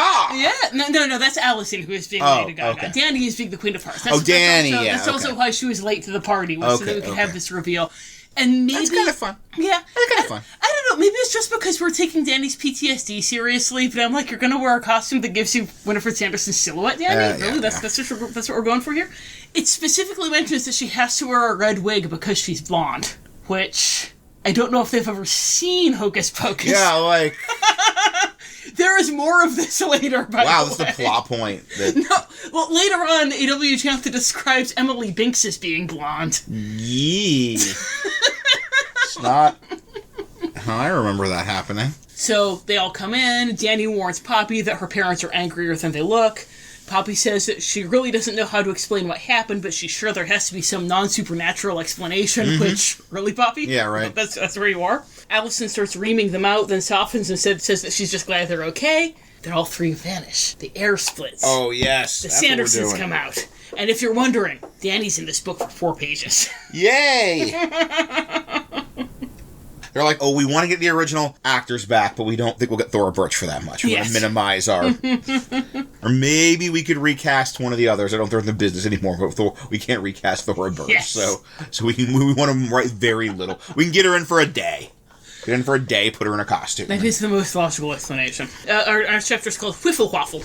Yeah, sure. Poppy asks Winifred what she did to her family. Winifred says she couldn't do anything to them because she's been in hell, but that's where they are now. It turns out that the book was the one communicating to Poppy in the spirit world and getting her to cast the spell. Like, having Danny and Allison and Max kind of be magically taken off the board, that's good. Yeah. That's solid storytelling. So, like, why don't they fix it? Yeah. Why don't they be like, all right, look, Poppy, go hide in your room, make a circle of salt, we'll take care of this. Yeah. It's your classic, like, why don't the grown-ups fix the problem or fight the monster or whatever? And that's a good as reason as any. And you have 3 of them, 3 Sandersons. Yeah. Like, it all makes sense. It works. So, Poppy's able to escape. She does a classic, flash her camera in their faces and blindfold them. Yeah, sure. Yeah, probably why she's a photographer. They realize Isabella's still inside, and they start to go back for her, but then there's, all this crazy magical explosions, and the Sandersons come out, and then, they mention Mother, and Winifred says, perhaps she can return if things go according to plan. But first we have things to find, sisters. The spell book, shouts Mary. The Blood Moonstone, chimes in Sarah. Yeah, Travis has the spell book, by the way. That's why they don't know where it is. Yeah, everybody, remember the Blood Moonstone? Yeah, the Blood Moonstone. Yeah, that's the thing. And then Winifred says, keep up, you whiffle waffles. We haven't time to waste. And Sarah says, whiffle waffle, whiffle waffle, whiffle waffle, whiffle waffle. Like that movie, Hocus Pocus. Sarah Sanderson does this 4 times. Wow. What do we know delighted the fans of Hocus Pocus, the amok scene? So this is going to be 4 times more delightful. Like is it a joke? Or if you just keep doing it, then it's better. It's just, they took Sarah out and replaced her with a macaw. They just kind of hit her in the head. This is like Sarah Sanderson with a concussion. All she can do is sort of parrot backwards. They go back into the house to check on Isabella. She's been turned into a Boston Terrier, and she says, when I was running out after you, they zapped me, which, it's a whole spell! It's a whole No, we spell. saw, yeah. In that movie, Hocus Pocus. Have you seen this movie, A.W. Jantha? And then Travis says, oh, I get it, a Boston Terrier, because we're in Massachusetts. Well, yeah. I hate you, Travis. I hate everything about you. That movie. Oh, we need to have a talking animal companion just because I'm really excited to watch this romance. This beautiful, tender romance. A la Jupiter Ascending. Between Poppy and a Boston Terrier. It's a classic girl and her dog. Right, story. Yeah. A.W. Jantha, if you're out there, I want to read your sweet middle grade queer romance about a girl and her Boston Terrier. So, Poppy, she panics for a little bit about her parents being in hell, like you do. Right, yeah, right. That's fair. That's a fair reaction. They calm her down. She asks Isabella how she got the spell book. And Isabella said, last week, my parents gave me a DNA test. They thought it would be cool to learn more about our ancestors and stuff. But it turns out... Yes. She's descended... It's happening. From Elizabeth Sanderson. Yes! The good Sanderson sister... So Poppy's like, all those static shocks, those were Isabella, with her witch powers. Right, yeah. So, she's coming into her witch powers. This is, if you've seen Hocus Pocus 2, I will give it the infinite credit of not having, this character gets her witch powers, the main character, and it's just because she's got witch powers. Yeah. It's not because she's a Sanderson. Yeah. And why? It's the most... sequelitis thing in the world of no, there has to be, who do we know are witches? The Sandersons. If we want someone to have witch powers, who do they have to be? A Sanderson. I am really unsure how doing a DNA 23andMe is going to be like, you were descended from this specific witch. I don't think that's how that works. Yeah, maybe it is. I don't know. Yeah, I've never had 23andMe, so. Maybe I'm descended from Elizabeth Sanderson. I think I have to like hire full gene. Yeah, no, this is, yeah. So yeah, they did a soul swapping spell where they swapped they look at the spell book, they found out that they did a soul swapping spell, and they look at the book, and the book says that the spell breaks at sunrise, and because it's Air 12 is struck, trade 3 souls until sunup. Once the sun comes up, everything will go back to normal. The witches are only back for this one Halloween night. Hocus Pocus. But then a voice says that it's not so simple because at sunup, that's not when the spell ends. It's when it becomes permanent. Ah. And they turn around to see what the voice is. Yes. And they see so these two like pearlescent, translucent figures, a boy and a girl. Why not? You know. Yeah. Why not? At this point. So Binks and Emily are there. Like the movie Hocus Pocus. Like that movie Hocus Pocus. And it turns out that Binks was the one who grabbed Poppy's ankle and tripped her because he was trying to And he stole the keys. Like that movie Hocus Pocus. Excellent. Yeah. So then we get to our next chapter, Squad Ghouls. Because A.W. Jantha hates us. Yeah, like, that can't have been in the orders. That can't have been in, like, the instructions. That's on you, Jantha.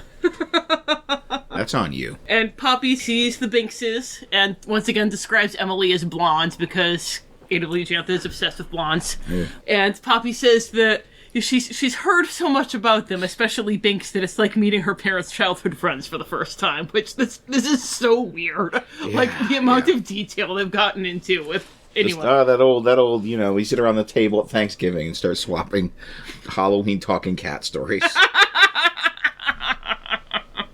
It's like Jantha is sort of having Poppy be like the Hocus Pocus fandom. Yeah. So needs to be like as into all this, like as invested in this story and as familiar with this story as your average person reading the all-new sequel.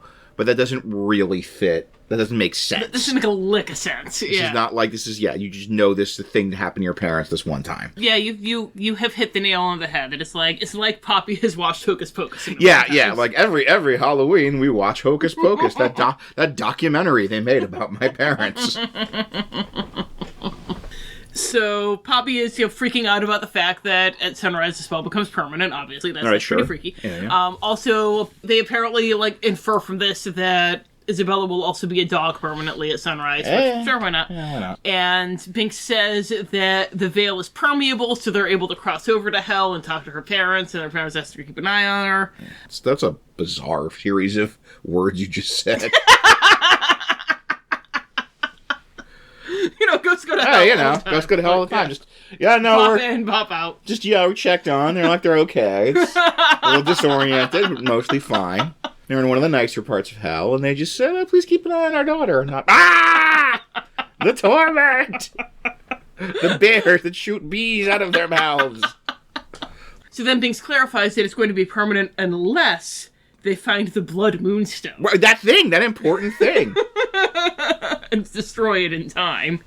And so Emily says that she can use ghost woo-woo to let Poppy speak with her family, and she, summons up the ghostly forms. Yeah.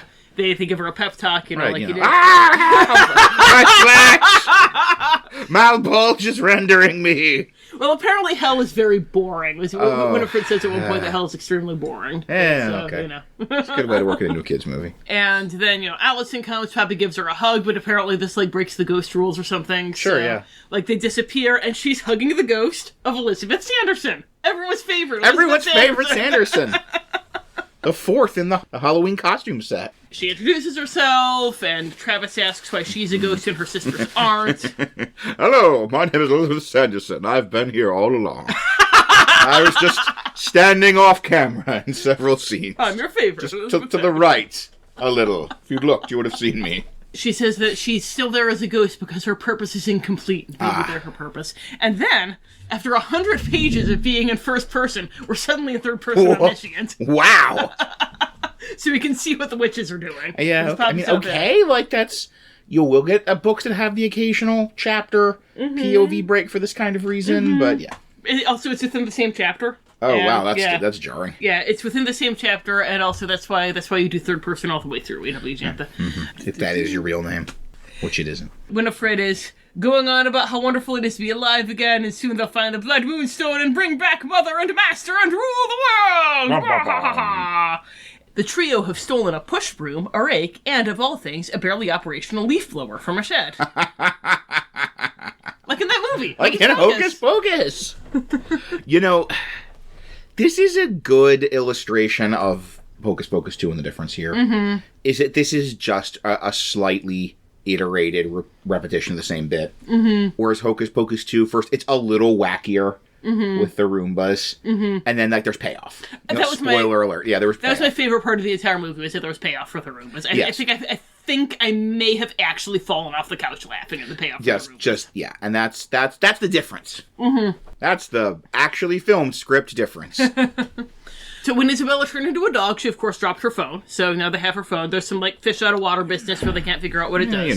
And then Winifred asks aloud where the Blood Moonstone is because she's wondering. And then Google Assistant comes on and points them toward a new age store called the Oracle Stone. So they're off for that. Then we're back to first person. Still in the same chapter. I'm going to admit I'm a sucker for a archaic person Google Assistant joke. For a caveman using Siri joke. Yeah. Accidentally using Siri. I have no complaints about the fish out of water business. It's fun. Sarah sees that there's the apple on the back, so I guess it's Siri. So Sarah sees the apple on the back with a bite taken out of it, so she tries to eat the phone. Good stuff. Good stuff. Mary is the one who actually starts to figure out how it works, and Winifred takes all the credit for it. Right, classic. It's fine. We go back to first person in Team Good. Apparently, Elizabeth stole the book because she wanted to bring Emily back to life, but somehow this ended with her getting hanged for some reason. I wonder why. Who could have seen that coming? Wow. With those Salem witch trials, though, are apparently sweeping the country. Elizabeth, honey, read the room. Yeah. And then she says that their mother gave her the moonstone when she got married. It's a moonstone the size of a chicken egg that has been passed through the Sanderson line for centuries. It was always given by a mother to the daughter she believed would use it most responsibly, for the moonstone has two abilities. First, if boiled in a pot of river water and herbs, it makes a broth that will grant eternal life. Second, if the stone is broken, so too is every spell cast by Sanderson. Wow, that's... What a specific really a lot, powers. What a very, What a very that's like the MacGuffiniest. Break every spell ever cast by a Sanderson. That's a hell of a MacGuffin. Yeah. It's just based on what we know about the Sanderson's mother, why did she not brew this immortality potion? Why did Sanderson's not mug her and... There is an explanation given for why she gave it to Elizabeth and not her evil daughters, that does, because I was wondering that as there does have payoff, but there's no reason, so that we know why Winifred didn't use it, we have no idea why their mom didn't use it. That is extremely stupid. It is so stupid. Blah, blah, blah, blah, blah, blah, blah, blah. So she has no idea where the moonstone is. She gave it to her husband to bury it somewhere. Why, if the other Sandersons knew that her husband knew where it was, they didn't do something about this? Because MacGuffin things. Yeah. Because then the movie doesn't happen. So after she explains all this, we go to our next chapter, cell binding. Ugh. And to go back to the Blood Moonstone, that just essential piece of Hocus Pocus lore. It's this is just such a dumb MacGuffin, such a dumb, just obvious story construction of there's this magic stone we've never heard of before that will give them immortality, which they never mentioned before, even though this would have been much, much less complicated than stealing Emily Binks and planning to drain the life of the children of Salem. And it's you can't think of, the first movie we had, the book was the big thing they were after, so it has to be a thing. Yeah. And once again, to give Hocus Pocus 2 credit, we're trying to kind of get the ingredients for this spell, and the spell will be this supreme power.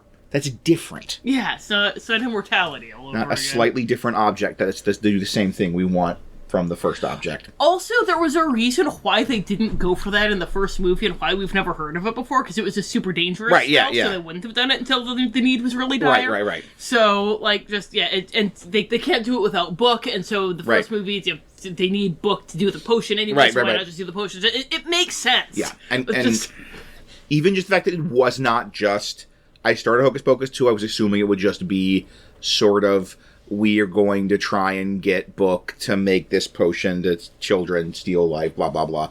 And the fact that it wasn't that was like points. Yeah.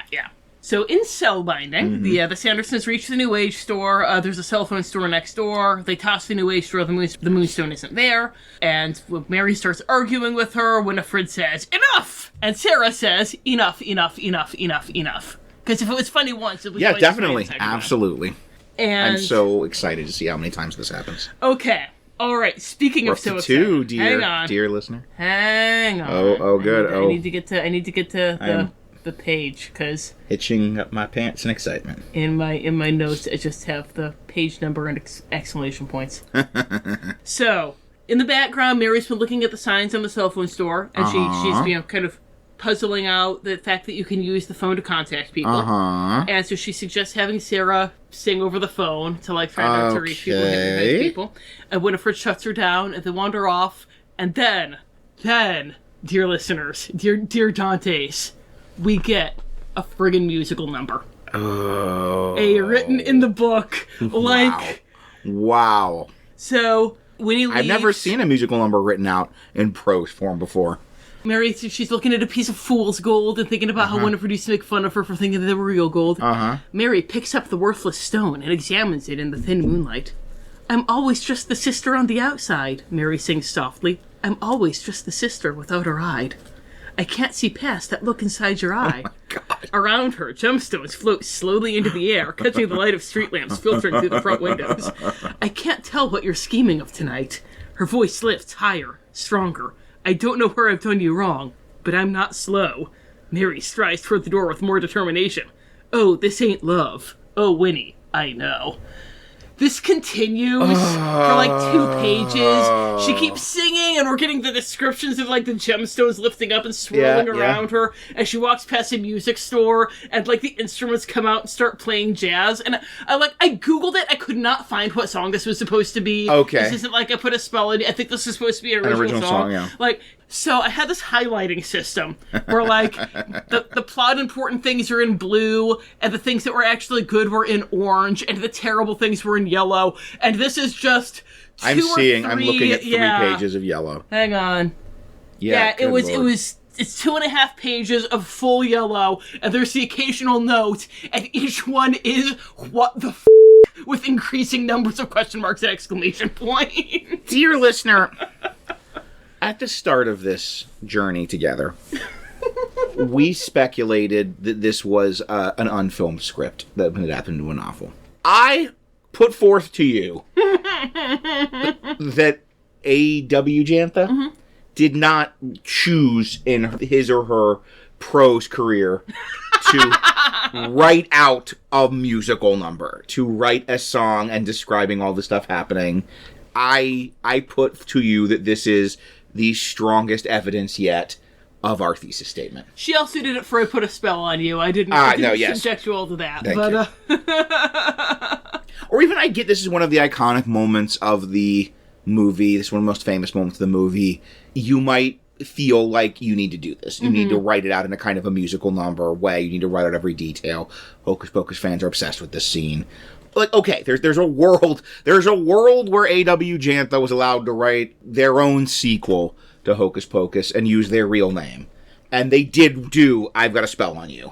But in that world, I don't think they wrote out a full original song music number. No.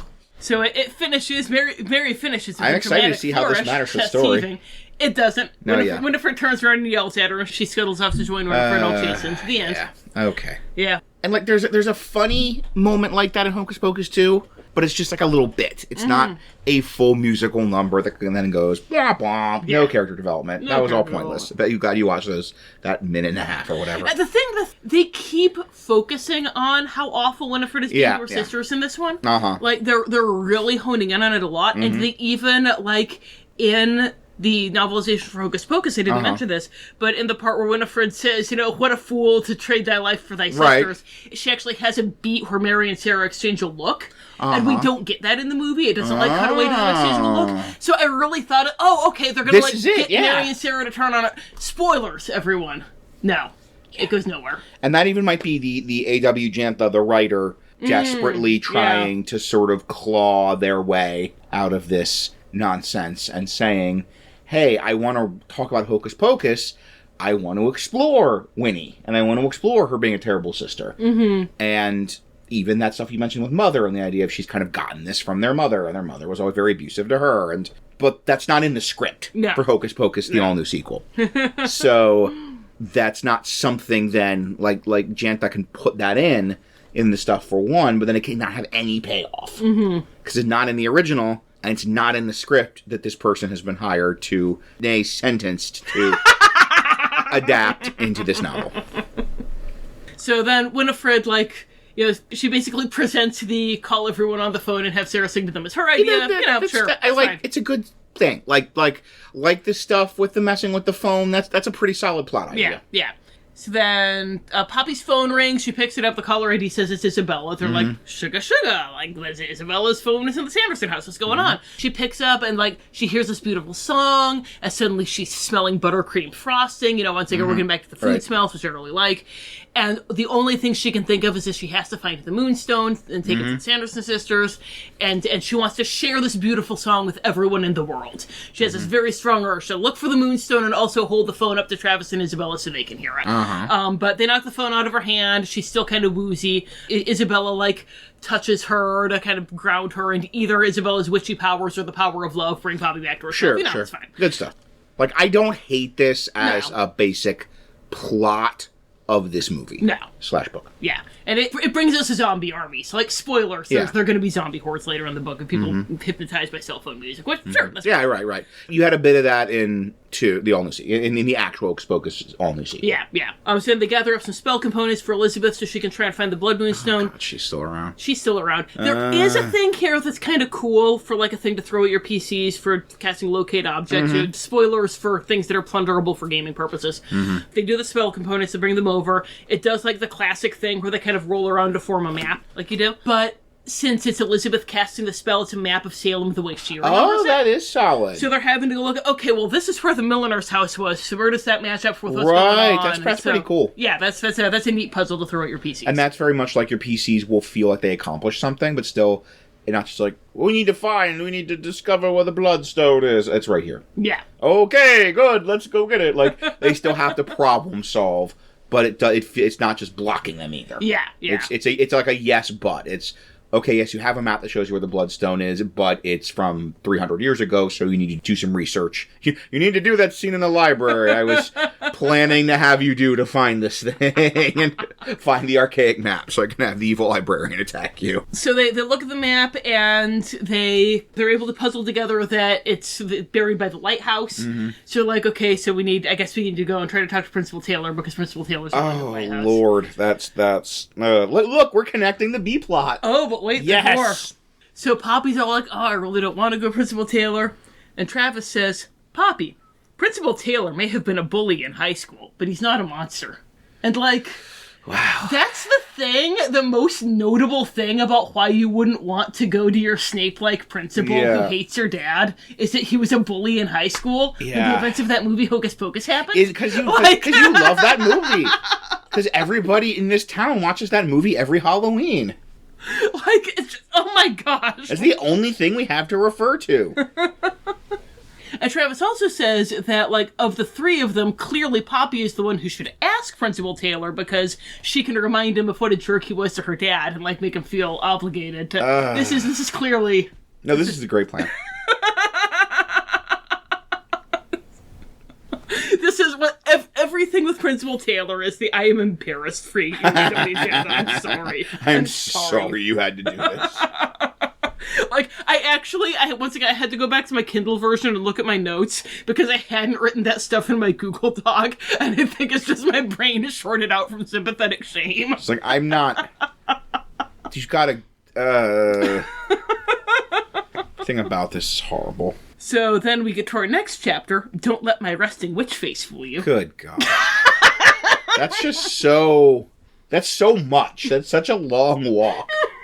It's a real long walk for a real dumb joke. It's the worst yet. I don't know. Brick Coven was pretty bad.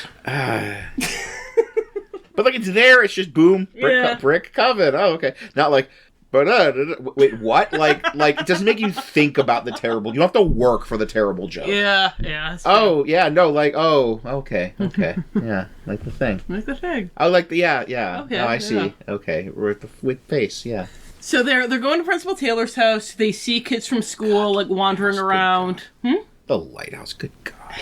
I know. They see kids from school wandering around, humming Sarah's song, and like starting to like dig up gardens and things, looking for the moonstone. Yeah. Poppy knocks. Jay answers in pajamas. She says her family needs their help. He starts to close the door in her face. She says, Principal Taylor, everyone in town knows one thing about you, and that's that you bullied my dad and got captured by witches and hung in a cage in 1993. Oh, wait. Tom just foreshadowed. Oh, boy. I wasn't reading. That was all me. All right. I need to read this verbatim. Oh, good Lord. So, Poppy says, I know you two weren't friends in high school, but this is your chance to make up for that. Please don't leave us hanging. Oh, God. Oh.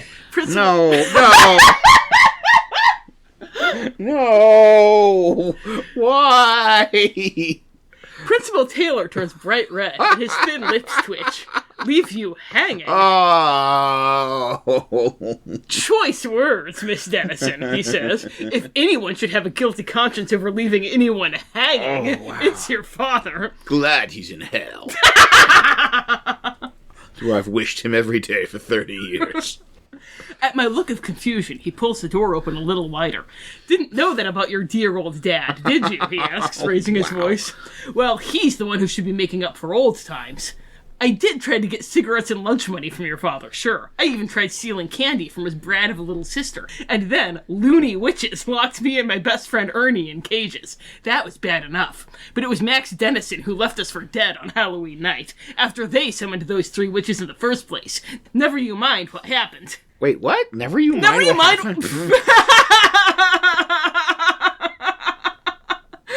Let me just go back to the book and make sure that I'm not... What? Yeah, no, I didn't skip Never anything. you mind what happened. Never mind how we got out of the cages. What dark acts I had to perform. It's the reason Ernie's not in this book is because I had to eat him. Mad with hunger when Christmas rolled around. Months later. So... Wow, Max should feel terrible. God, he didn't tell anyone. Just left him to die. Poppy says, oh, so you know about the Sanderson sisters and that they're real? Oh, I know all about those 3. After they locked us up, they were going to eat us. If Ernie and I hadn't taken turns screaming, no one would have found us. But we did scream, and they did find us. And then Max Dennison, again, your father, in case it is still not clear, spread a rumor that Ernie and I did it to ourselves, wandering into the old house and thinking it would be funny to get in the cages, and then losing the key. As you know what? The whole town believed him. Do you know what that's like, Miss Dennison? To realize people you've known your whole life would rather believe the new kid than believe you? To know that someone...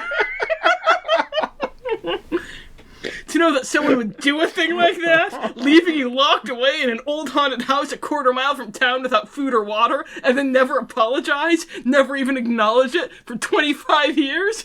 Ernie moved all the way to Oregon to start a new life as a park ranger. Said he didn't want anyone to be lost and scared the way we were that Wow. Holy wow, this is his origin. This is Park Ranger superhero origin story. Never want anyone to be lost and scared the way I was. It's so bad! Like, to circle back to Jay's inclusion in this story, that, like, the only thing Jantha has, is just Snape. Mm-hmm. And so it needs to be like, oh, wow, your dad actually did something awful to me. And, like, I have a legitimate grievance. Like, oh, I've been mean to you, but it's because I have all this legitimate grievance against your dad. And doesn't that complicate things? Mm-hmm. But it's just like, this is some like, this is, this is not that, though. No, or I even, like, jumping ahead a little bit, we're going to get a little bit later, Katie, his daughter, is going to tell us, we of course are never shown. Yeah, no, of course not. That he's like... People a screenplay. That he's, like, really paranoid and overprotective, and like always checking to make sure that the doors and windows are locked and stuff. And I don't hate that. I don't hate like Jay or Ernie is in this story, and we see them as an adult, and they're also kind of traumatized, and like that's not necessarily bad. But then, like, we get in the next bit, they tell him the Sanderson sisters are back. He freaks out, like you would, that's fair. And they say they're back, they might hurt Katie. And he says, oh, Katie will be just fine, and then closes the door on their face. And, like you do, if you're, like, really paranoid and overprotective. Do you know the shame of the people in town thinking you locked yourself in a cage on Halloween instead of being locked in a cage by reincarnated witches? The burning betrayal as your world is turned upside down. That no one in town believes that you, who are frankly kind of a dumbass, would do a stupid thing and get yourself into trouble as opposed to be a victim of dark sorcery on Halloween night. Once you've had that happen, you can never forgive. The only thing only God forgives. Is move to Oregon and become a park ranger. So that no one lets anyone else be locked in a cage. Instead of skeleton keys on your belt at all times. Anyone else be left hanging. Also, we get this parting shot. She says, oh, no, you have to help us. He says, no, everything will be fine come morning. And it was last time. This is different from last time. It isn't. He leans forward then, just over the threshold. I wouldn't know, he says gruffly. Last time, I was locked in a cage. You know how many choruses of row, row, row your boat we sang before help came. I can't see boats again without feeling physically. I have a rowing machine because it's the only time I feel at peace. Chase. Oh, it's just so it's bad. The stupidest it's part. So bad. So dumb. Oh, I remember the first time I read it, I got to the part about Ernie becoming a park ranger. I just broke out laughing. So that no one would ever feel lost or scared again. Oh, this is like a Chekhov's gun, and Ernie's gonna, like, kick in the door with his khaki uniform and his wide-brimmed hat. So they think, oh no, what are we gonna do? They go out and they see more people searching for the moonstone and singing, and then Katie arrives. She says clearly they're behind the mass hypnosis of everyone in Salem, since they're the only ones who aren't zombies. But then, it comes out that her friends on the soccer team have been zombified. She's really worried about them. They say, hey, we know that you don't like us, but we can help your friends. And she says, okay, fine, I'll help you if that's going to be a way to save my friends. So, yeah, okay. Listeners, I have a real soft spot for the mean girl with a heart of gold. Yeah. In Gravity Falls, Pacifica Northwest is one of my favorite characters. Just like the mean girl who turns out to have hidden depths is a favorite of mine. So, spoilers, I like Katie. This is like not a thing from Hocus Pocus. Yeah, Jay didn't become their friend in Hocus Pocus. This is just like a thing. This is just a story beat that's in this book. Yeah. So good for you. Good job. Good job. A.W. Jantha.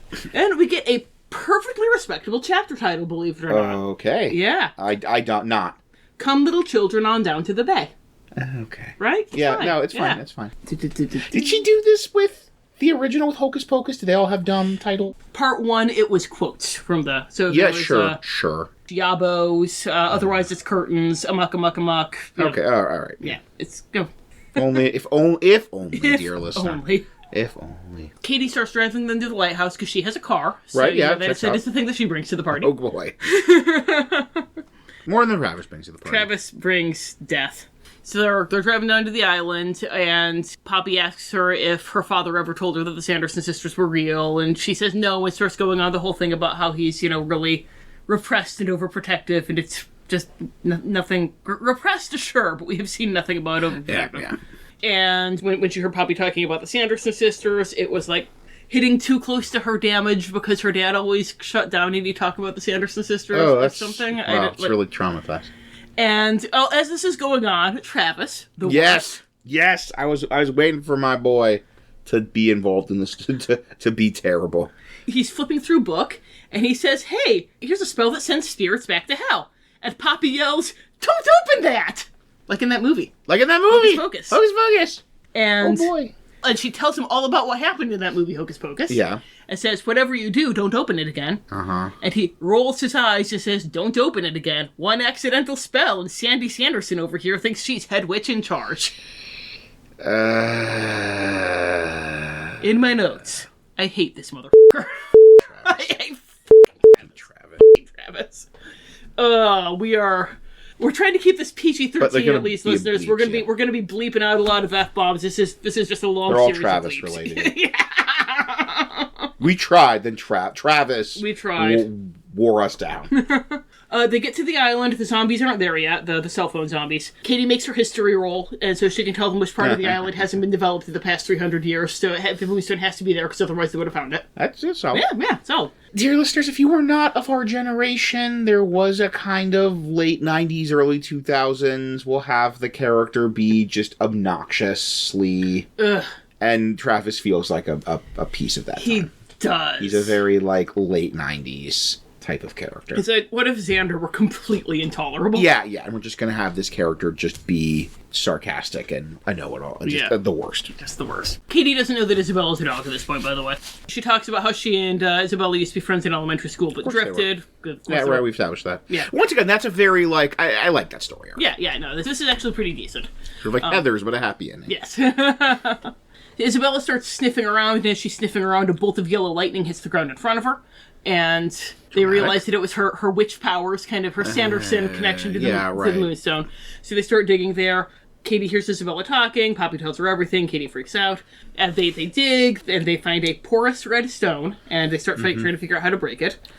We jump back into third-person omniscient. Sure, yeah. Winifred's getting frustrated, but then she senses magic in the air, like in that movie, Hocus Pocus. In the Hocus Pocus! She sees the lightning bolt, she's all, aha, so they start, kind of start making their way over the lighthouse.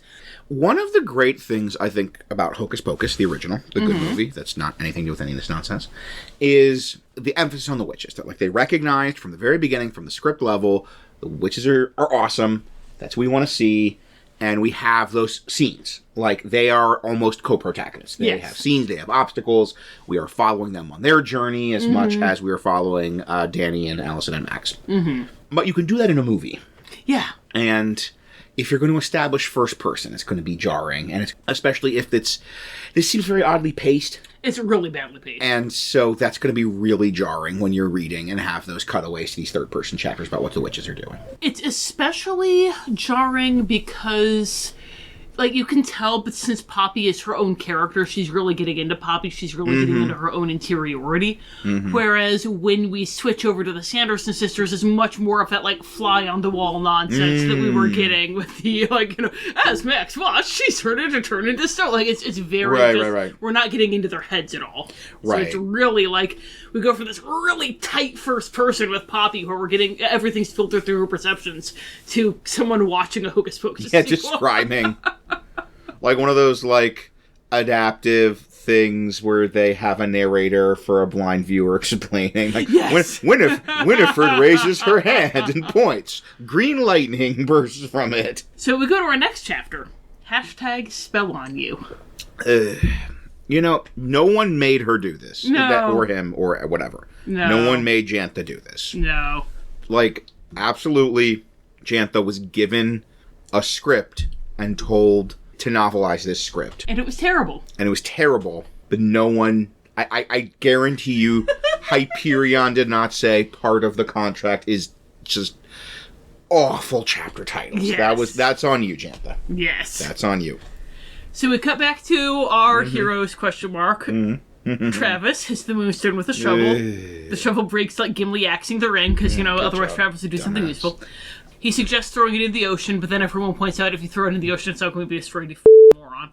Katie sees that #spell on you is trending because of the zombie I love hordes. the 2000s. Yes! There are zombie hordes everywhere, and that is the hashtag that they choose for zombie hordes everywhere. And then the zombies arrive on the island, they start chasing them, they back them to the edge of a cliff.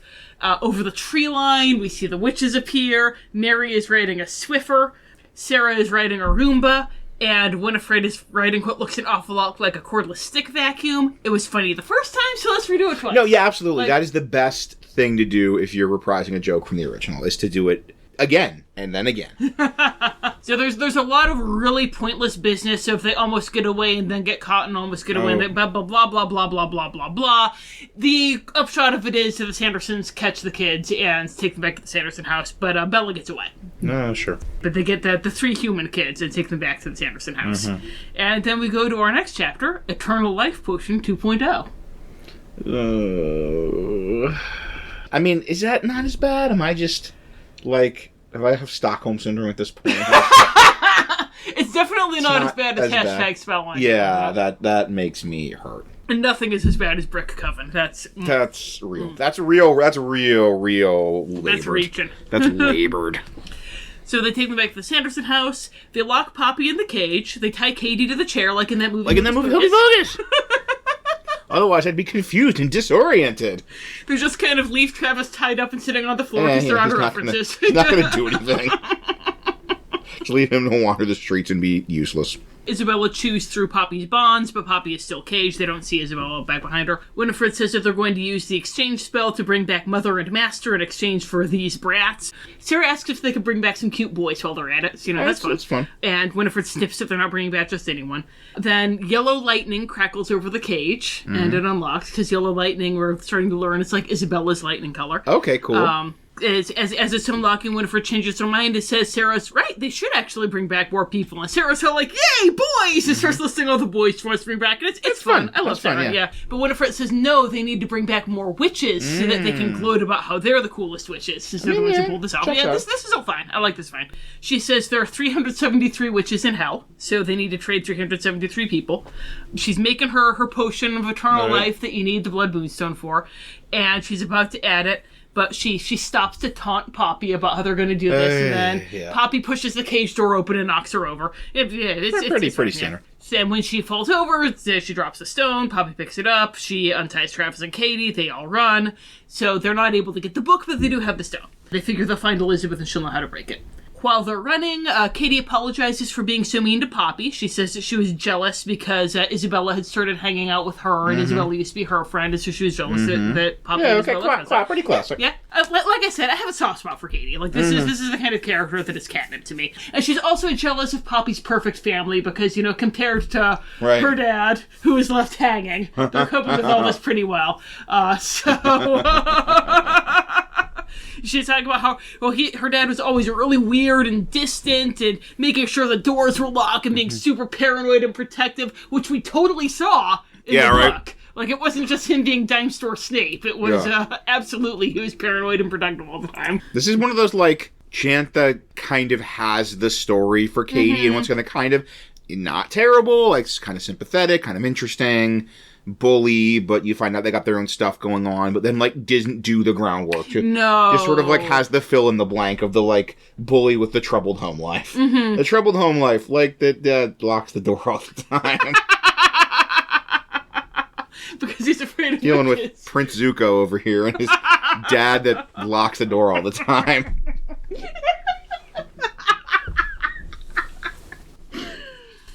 Yeah. So they go back to the graveyard, the ghosts are there, and then we get to our next chapter.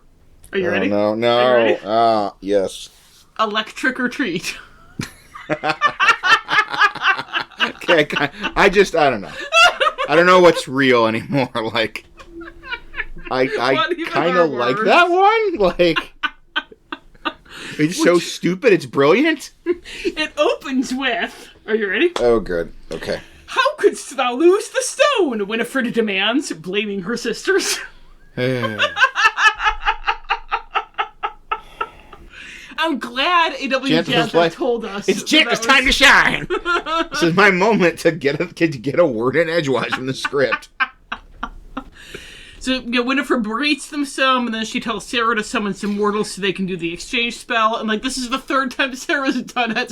How many times can she do this before she gets a long rest? Yeah, right. Like, it really seemed like in Hocus Pocus. It was like a once-per-day power.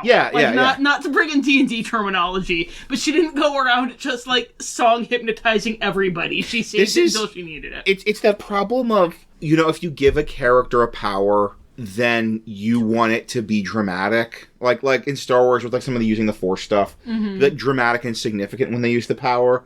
But it's like, why don't they just do this every day for everything? Why isn't Sarah just flying around singing Come Little Children every minute of every day? Because it's not impactful is the answer. But yeah, the problem is then you're like, well, she can do this, so let's have her do this. Like, plus it's the one thing we know to do with her. Yes. Do that and have her talk about boys. Which is fun. I like when they have her talk about boys. So then we cut back to the graveyard, and the kids know the graveyard, and Elizabeth Sanderson. Sure. Elizabeth Sanderson. The good one. Yes. Goes on this whole thing about how she tried to be who everyone wanted her to be, and she hid who she was, and she got killed anyway, so she hopes Isabella doesn't make the same mistake and, like, embraces her witchiness. And, like, do you get the metaphor? Do you get the reference here, everybody? The subtext. And she says that she didn't want to, like, embrace being a witch because she didn't want to be a monster like her sisters. But now she looks at Isabella and she sees that you can be a witch and even be a Sanderson without being cruel. And then the subtext gets really weird. Yeah, that's the problem. Once again, the problem with the subtext. Yes. If you're going to subtext this, then it opens... You brought up the Salem witch trials. Yes.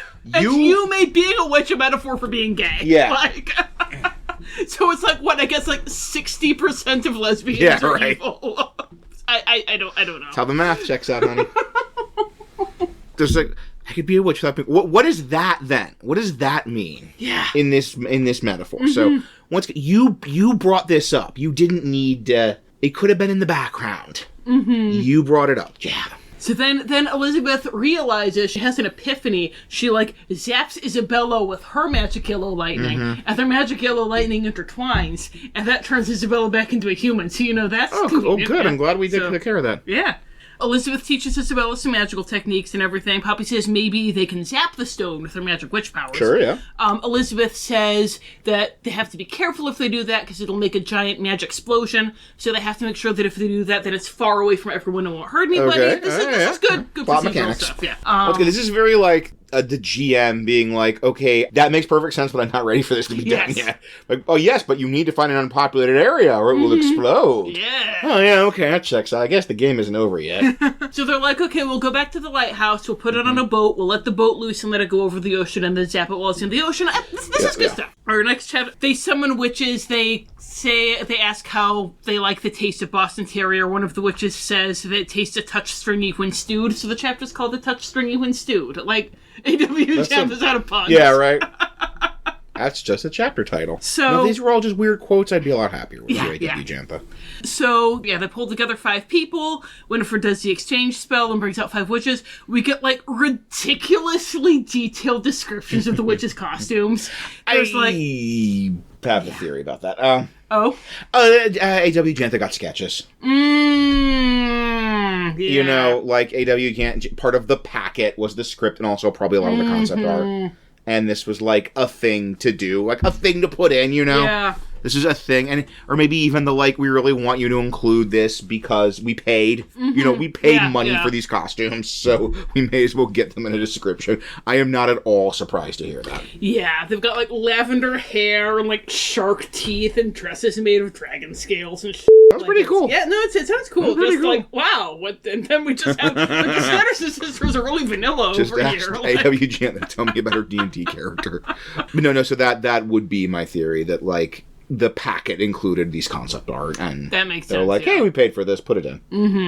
And then, the party, they get a bucket of dirt from Elizabeth's grave so that her ghost can follow them. Yay, that's just what we want. There's more Elizabeth Sanderson. She's our favorite character. Other than Travis. She's like a Sanderson sister, but boring. Yeah. But really boring. That's the problem with the Sanderson sisters. They were too fun and exciting. So they're down, they're like practicing everything, and like Isabella's trying to practice her lightning, and then Travis is trying to like get the circuit breakers going on the lighthouse because he's like, hey, maybe we can blind the witches. No, actually that's Poppy's idea, never mind. Because Travis didn't do anything. I was about to say. Yeah. I was just about to raise, my finger was in the air to raise an objection. So Poppy came up with the idea, and Travis is the one working the lighthouse. Yeah, why not? It keeps you out of trouble. Yeah. Really important job. We have a really important job for you, Travis. See, they know the circuit breakers are broken. Yeah, you need to guard the base. They want to keep him busy.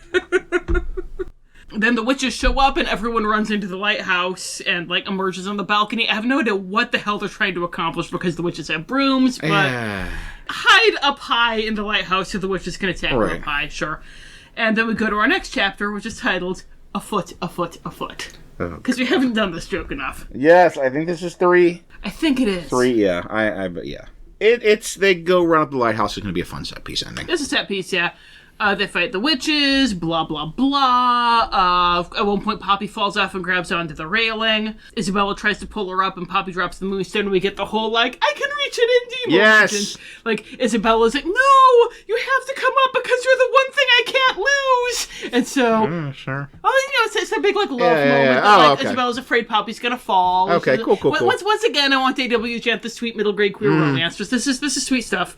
And so Poppy's all like, oh my gosh, maybe Isabella likes me. Yay! And I'm like, let's get more of this story. Yes. And Isabella pulls her up. Winifred grabs the moonstone since Poppy had dropped it. She casts the exchange spell for 373 people, so then we get this whole, like, would probably be really visually cool, like, everyone's disappearing, like, kids are vanishing and witches are appearing in their place and everything. And a whole bunch of keep away bullshit with the moonstone. That's we got to fill 15 minutes of the movie. Yeah. Winifred says the game is afoot. Sarah says afoot. I question all my life choices leading up to this moment. Happy anonymous donor on Red Circle.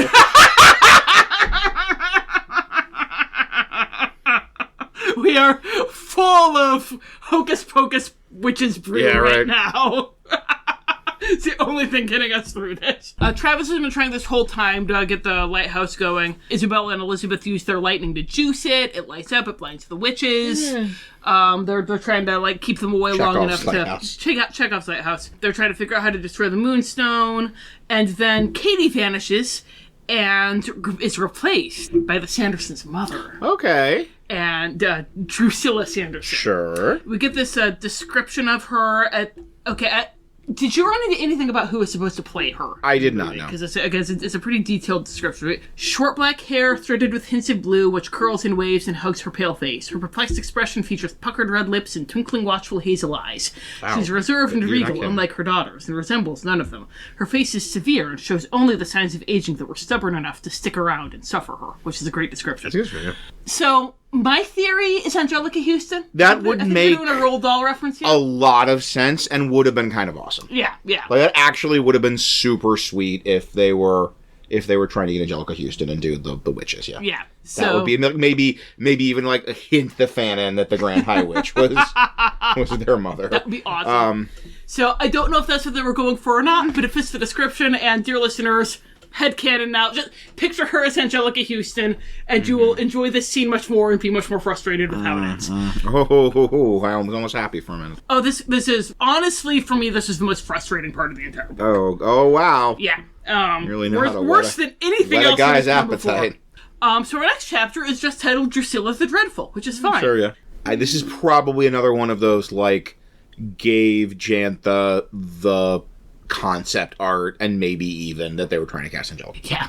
That they approached Angelica Houston. Winifred's all like, hooray, mother! And she points at Poppy, who I think, does she have the moonstone? Yeah, she has the moonstone at this point. Who even knows at this point? And she says, she's the only thing standing between us and ruling the world for all eternity. And Drusilla says, don't be stupid, Winifred. There is no us. There's only room for one witch on the ruling broom. Me. That's well-known expression. Yes. The ruling broom.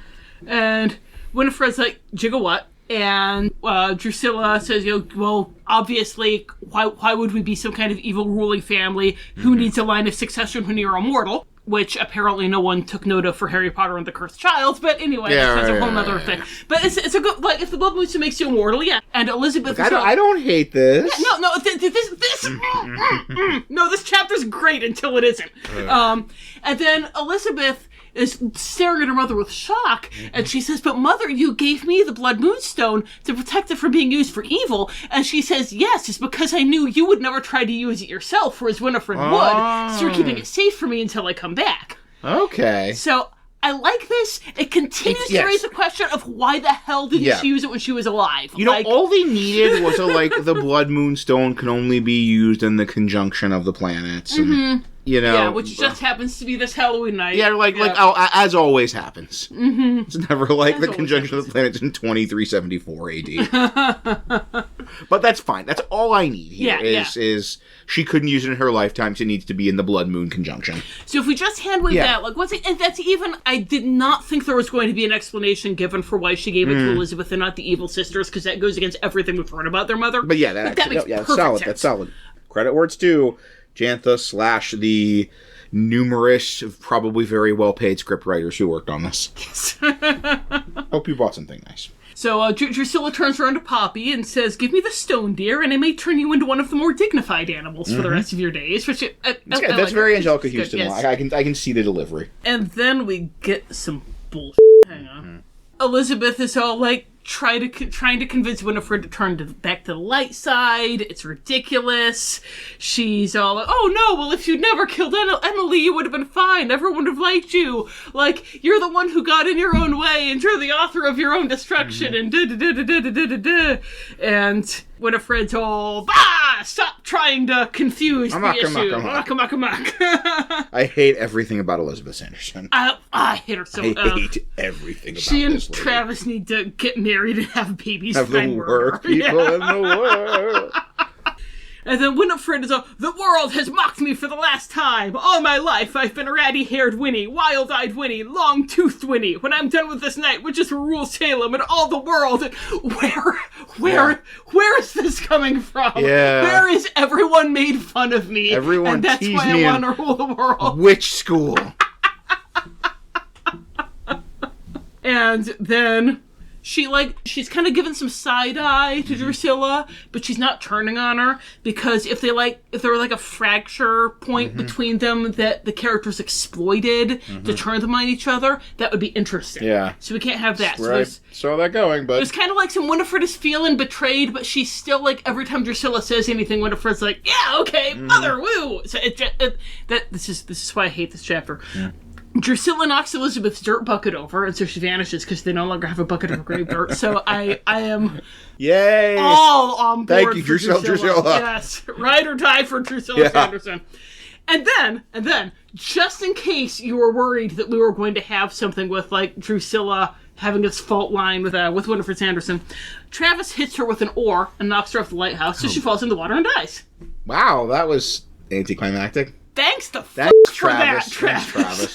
Oh, good. Travis is here. You could just see the GM being like, Travis's player rolled a natty 20. And the GM's like, well, crap. All right, yeah. That whole thing, this was going to be... I hit her with an oar. I really thought y'all were going to roll persuasion to try and exploit this. I'm putting this on a plate and handing it to you. We can only get a Joker Houston for a day, okay? You got to get her in the flying harness. That's half the day right there. And makeup and costume and in the flying harness. And then in my notes I have Travis gets sent to hell and replaced by a witch, and it's not even my birthday. Ugh, this frickin' guy. All right, we're almost done. We're almost all right, here we go. So our next chapter is Moonstone's Last Light, and sure. Winifred demands that Poppy hand over the stone, and there's like that dumb kind of misdirect thing where she's all like, "I know what I have to do, and I hand over the one thing that will get us out." You know the thing. And of course, the thing she's handing over is like she reaches in her pocket and gives Winifred something, but it's like Katie's car keys, so that Winifred is distracted for a moment. A stick of lit dynamite because it was a Looney Tunes cartoon. Poppy throws the stone over the side. Winifred yells, "The stone!" And Sarah yells, "The stone, the stone, the stone!" And God. I hate everything. I know. It's my Dark Lord origin story. I know 3 things about Sarah Sanderson. Sarah Sanderson's here to say, repeat things 3 times and chew bubblegum. And she's all out of bubblegum. I know she says things 3 times and is horny. But Isabella zaps it, it explodes, the shockwave hits her, she looks dead, but then she's not. They get the big yay, you're not dead hug. Yeah, sure. Okay, I'm being harsh. Isabella and Poppy are the one thing getting me through this bull. With our next chapter, A Bit Like Magic. Wow, this is a freaking hard U-turn with the chapter Yeah, titles. suddenly we get normal chapter titles. Like this is kind of honestly worse than if it were like more bad puns. Yes. This is like that third person like first person to third person shift where she's like, wait, what? Like suddenly we get normal titles? There was a thing. It's like the next chapter is just called Chapter 12. I wish just there to were keep only us 12 keep chapters. us keep us guessing, keep us on our toes. She's like, what are you doing, Jantha? Like, no, this is worse. That's not how this goes. You don't get to just stop doing your dumb pun chapter titles. How dare you? So all the witches disappear, including the Sandersons. The end. Yay! Yeah. Wow, what an ending. Because he blew up the Moonstone. So we do not get the fault line between Drusilla and Winifred blown up.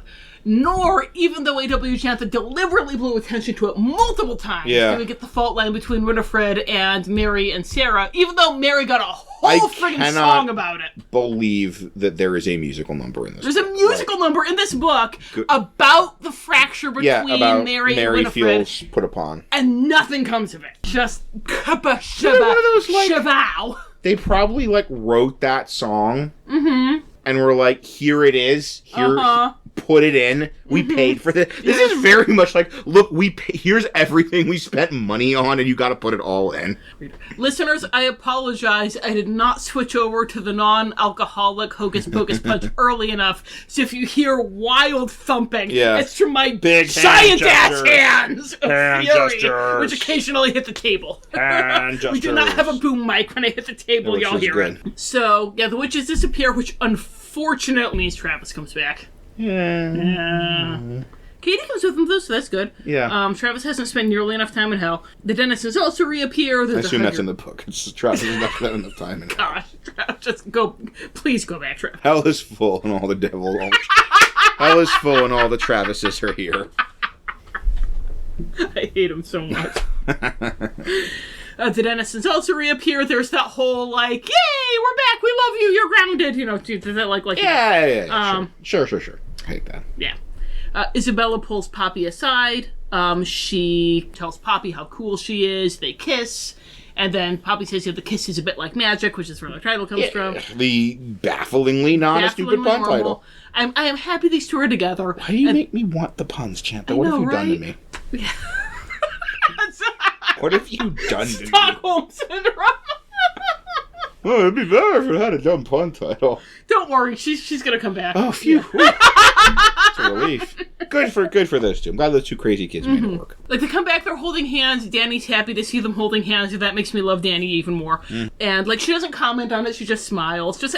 One thing, I love how no one ever comments on this relationship. So they get to the bottom of the hill that the lighthouse is on, and, like, Max has already gone down there. For some reason, Jay's there. Yeah, why not? Mr. Potter. So we get... Oh, good lord. Oh, no. God. I'm sorry I left you hanging that night, Jay. Left me hanging? That wasn't right. Principal Taylor looks a little embarrassed, but he takes a deep breath and looks Dad in the eye. It's all right, Hollywood, he says, smiling. Ancient history now. I mean, that was an entire witch-pocalypse ago. Now he's back. Jay's back. That's all, like, the ice cracked. All he needed. His whole 30, 25, whatever years. And he's just been, waiting. And now the seal is cracked. And now he can be the character from Hollywood. It's suddenly gone from Miss Dennison to Hollywood and which that was an entire. Which once again, that is dialogue. I could see that character do it. That is much more. So I like the idea that he's just been living a lie, waiting for Max to apologize. Now he's like, they put him under a curse. Now I can be me again. And he goes, and all it took was one half-hearted apology. Good lord, yeah, that's completely half-assed apology. Was the wrong thing to do. That is a child whose parents wrote the apology for them. I should not have done that. That was the wrong thing to do. See, the curse is broken. I can be a snickering jackass again. So then we get to. No, this is not the final chapter. There's an epilogue. We get the final actual chapter. material ghost. That's really frickin' stretching. Because there's a ghost in it. No, sure, yeah. She doesn't become like, corporeal. no or puns, anything. okay. The party and Danny, they're back in the cemetery that night. They want to make sure Elizabeth is okay for some damn reason. You know, she's my best friend, Elizabeth Sanderson. I love her so much. Elizabeth appears. Isabella cares, unlike the rest of us. Elizabeth says she, is bound to the cemetery forever, which is awfully grim. Yeah, remember how Hocus Pocus, gave you the sort of go into the light close? Yeah.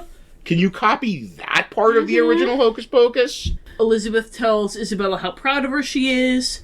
Binks... I f***ing hate this. Wow. Oh, no. Wow. This is one of those things where I hate it because it makes Hocus Pocus worse. It's the real power of a book. Yeah. The real magic of this can make the previous thing worse. So Binks materializes, Danny runs forward and she's really happy to see him. And Binks says how good it is to see her, there and not in hell. Mm-hmm. And...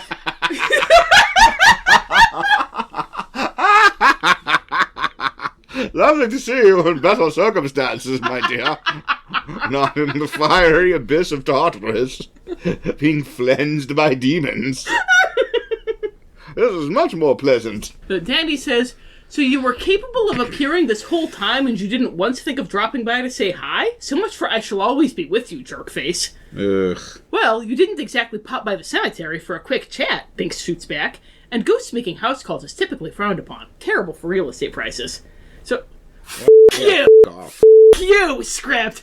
I hate you. I hate you. That moment was beautiful. Yeah. We don't know what we're doing with it, but we're doing something with it. Yeah, we are. Just spoilers, guys. We haven't decided exactly what we're doing with Binks, but he's with her. He's with her. And you, Jantha. I hate you. I hate you overwrote this script. And I want you all to get exchanged with witches. Yeah, once again, I don't know if this is Jantha's fault. No. This is probably the script. It's probably the script. That Jantha was given. I apologize, Jantha. Mm-hmm. I don't hate you. I hate whoever gave this to you. I do hate you, but not for this. I hate you for the chapter titles. To be clear, I do hate you, but not for this. She'd let you haunt her house, Binks. This is lame. Poppy had lost her camera in the Sanderson house, so she's all like, oh my gosh, guys, I have a great idea. And she takes a photo of everyone with the ghost in it. We never hear how the photo turns out. I'm going to assume now everyone knows ghosts are real. I guess so. And all you frickin' needed to do was oh no, only because of the blood moon configuration. I can only...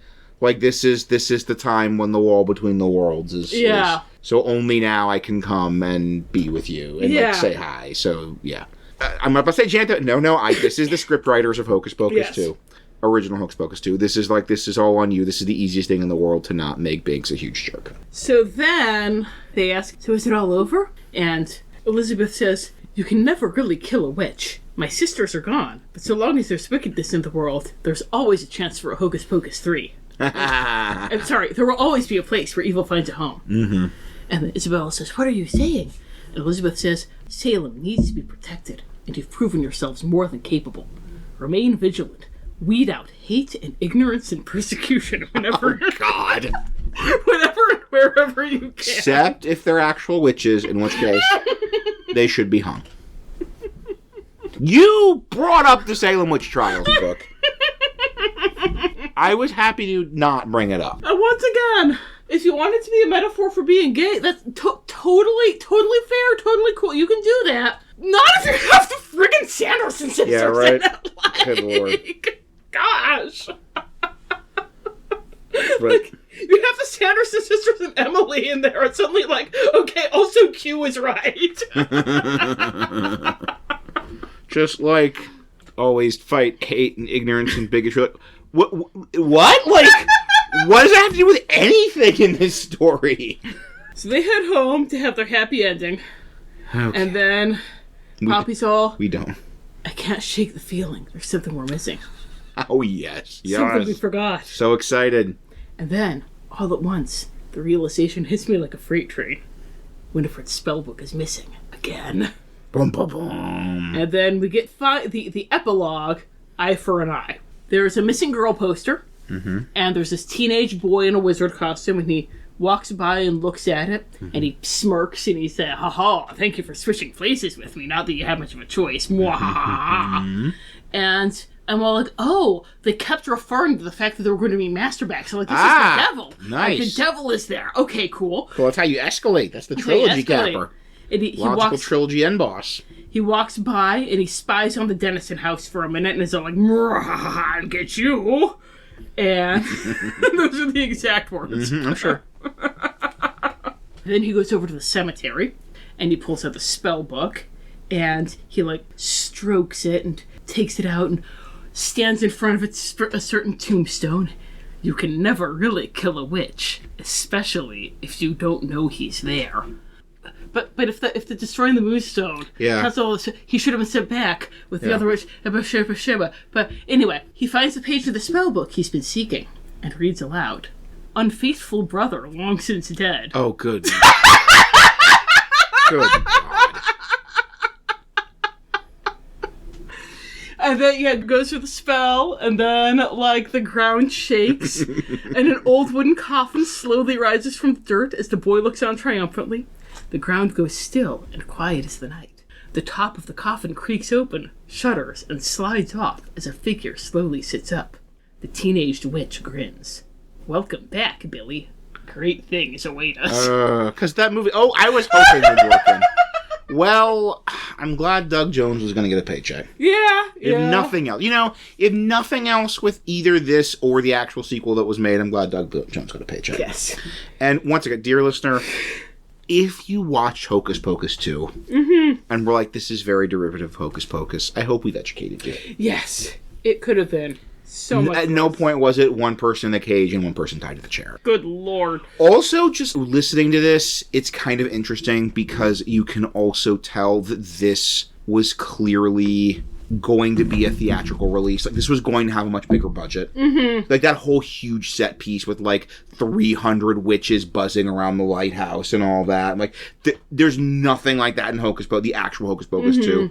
Because they had Disney Plus, directed Disney Plus money. And this was going to be they budgeted this for this was going to be like a movie theater release. And it would have been something. This is why every time anyone said anything bad about Hocus Pocus 2, the actual Hocus Pocus 2, I was like, you guys don't understand this. Read this book. Read this book. Ugh. So that is Hocus Pocus and the only sequel. The end? I have read. Question mark. Oh, but it's not. Oh my goodness. Because now we get to our final segment. At long last. Help!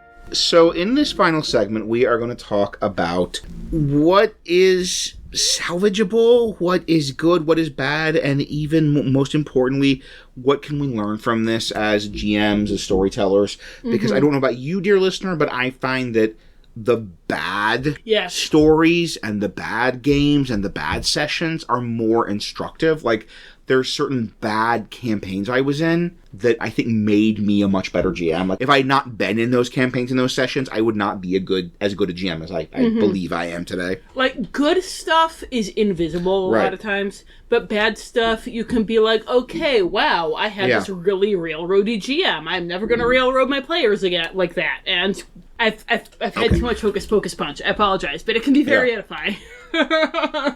So, I, the listener, I'm the one who has received this. I'm you in this scenario. Yes. Dear listener. I'm the one that just kind of took this in and was like, wow, that's terrible. Yes, Tom. I'm glad I didn't read that. Tom and you are the Dantes. I, the Virgil, have been in hell for some time now and leading you through on a tour. So our Dante here with fresh eyes can tell what sounded good on paper and was terrible in execution that I, with my jaded, trapped in hell eyes, might not have even noticed. So Tom is going to start us off by telling us, what do you think sounded salvageable from this mess? From a gaming perspective, from a horror perspective? Not a lot. First off, the stuff you mentioned with building in the original, the novelization, the original Hocus Pocus, the sort of their mother being very abusive to Winnie and kind of modeling this sort of toxic authority. that works. That Yes. makes sense, and that's interesting. I loved that. That was And really cool. the scene with their mother that you mentioned, with Angelica, possibly Angelica Houston, question mark, is a good scene, and that would have been a cool way to sort of flip the script and introduce a complication that was a plot twist, but is perfectly makes sense. That their mother is this sort of very cold, very abusive, doesn't really care about them or love them at all. And it really seems to be setting up for that to be a thing, for that to matter. No, for that Travis knocked her off the hothouse. It's like, I'm just thinking about this, and it's like, that scene could have happened, and like, the mother just sort of shrieked. And then Travis knocked her off. Like, she doesn't need any dialogue for the scene to happen exactly the same. The only thing of consequence that happens is when she kicks over Elizabeth's bucket of dirt and we all cheer. And then we don't have Elizabeth around anymore. That But once she could have just shrieked her dialogue and kicked over the dirt. It could have been just a very weird, like, bird. And she cawed at people and knocked over the bucket of dirt, and it would have the same impact on the story. Yes. But I like that as a core to build around. I like the idea of Mary and Sarah pushing back a little, and I think one of my favorite scenes in the actual good Hocus Pocus 2 was the Sarah sort of getting the power boost and standing up for herself scene. So I like that. It baffles me that it was a whole musical number that comes to naught. And once again, she added stuff in Hocus Pocus to draw attention to it. To draw attention to them reacting to Winifred, being awful to them. And nothing came of it. Like, shabow. But okay, I'm trying to, like, be generous. I'm trying to think through this. Yes. What's good from... I'm not even... I'm just going to go right to gaming. Because, like, this is such a bad sequel that I'm not even going to, like, sort of dig into I think I've gone over all the things I like in this story. Like, the core relationship sounds cool. The little romantic relationship, that's neat. It's making the romantic thing more... It's foregrounding it more than it was in the original Hocus Pocus. That is kind of a new element to introduce. Yeah, if I can jump in, because I'm playing off some of the things that you're mentioning and have more time to think on it. That, like, I 100% agree about the bringing in the stuff with their mother. And that when I heard that the all-new sequel is going to heavily feature Mother, I cringed because, of course it's going to heavily feature Mother. But the idea of kind of taking the Mother character and saying, what's something interesting we can do with this? Like, what is an interesting relationship that they can have, rather than it just being Mother shows up and she's like, Winifred, but more so. And, like, this is the thing with sequels. I get there's the whole, we want to hit those beats and we want to have those references. And there's the whole, of course, they're going to have Mother, because that's, like, a thing from Hocus Pocus. We have that's in the box of things that have been mentioned in Hocus Pocus. Mother. But it does that, and it, number one, recontextualizes the original in kind of an interesting way, but also in a very organic way. Like, when you were going through, I'm like, wow, that makes perfect sense. The idea that their mother would be this very toxic, abusive authority figure, that, like, that fits, that makes sense, that explains it, but it doesn't explain it in a, like, Han Solo kind of way. It explains it in, this accounts for the emotional reality of the character. Like, this bit of backstory we're getting now that we didn't have in the original makes sense as a source of why the character is this way. Yeah. And I also think, because with the actual Hocus Pocus 2 that we got, I'm not going to spoil the ending if you haven't seen it yet, but one criticism that I heard, I liked the ending, but I do agree with this criticism, was that it soft-pedaled Winifred too much. They tried to do something to kind of do a kinder, gentler version of Winifred, and they go too far with it. And I think with this, there's the potential to have the PCs, as it were, sort of unite with Winifred against Drusilla, who's this greater threat. Yes. And still be true to Winifred. That it's all about her injured pride. Right, her revenge. Her ambition and her revenge.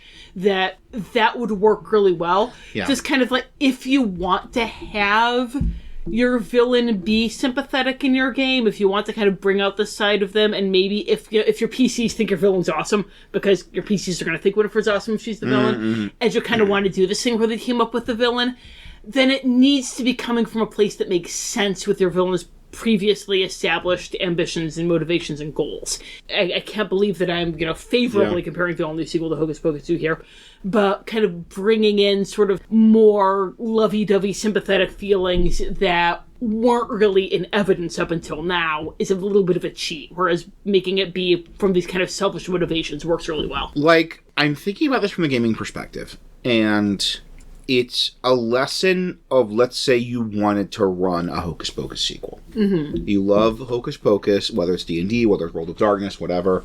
You love Hocus Pocus, your players love Hocus Pocus, and it can all be fun to do a Hocus Pocus sequel. So, it baffles me that Mother is in one scene. Yeah. Like, that is the hook. Mm-hmm. That is like that's the thing any Hocus Pocus fan's gonna be interested in. That is the obvious boss fight. That is the obvious, like, escalation from the Sanderson sisters. Mm-hmm. That even could be, like, kind of you were saying there, that's the, like, oh, we're bad, but we have a mutual enemy that's worse. Mm-hmm. Team up with the Sanderson sisters kind of deal. Yeah, it's like the teaming up with Dr. Doom to take down Galactus. Yeah, exactly.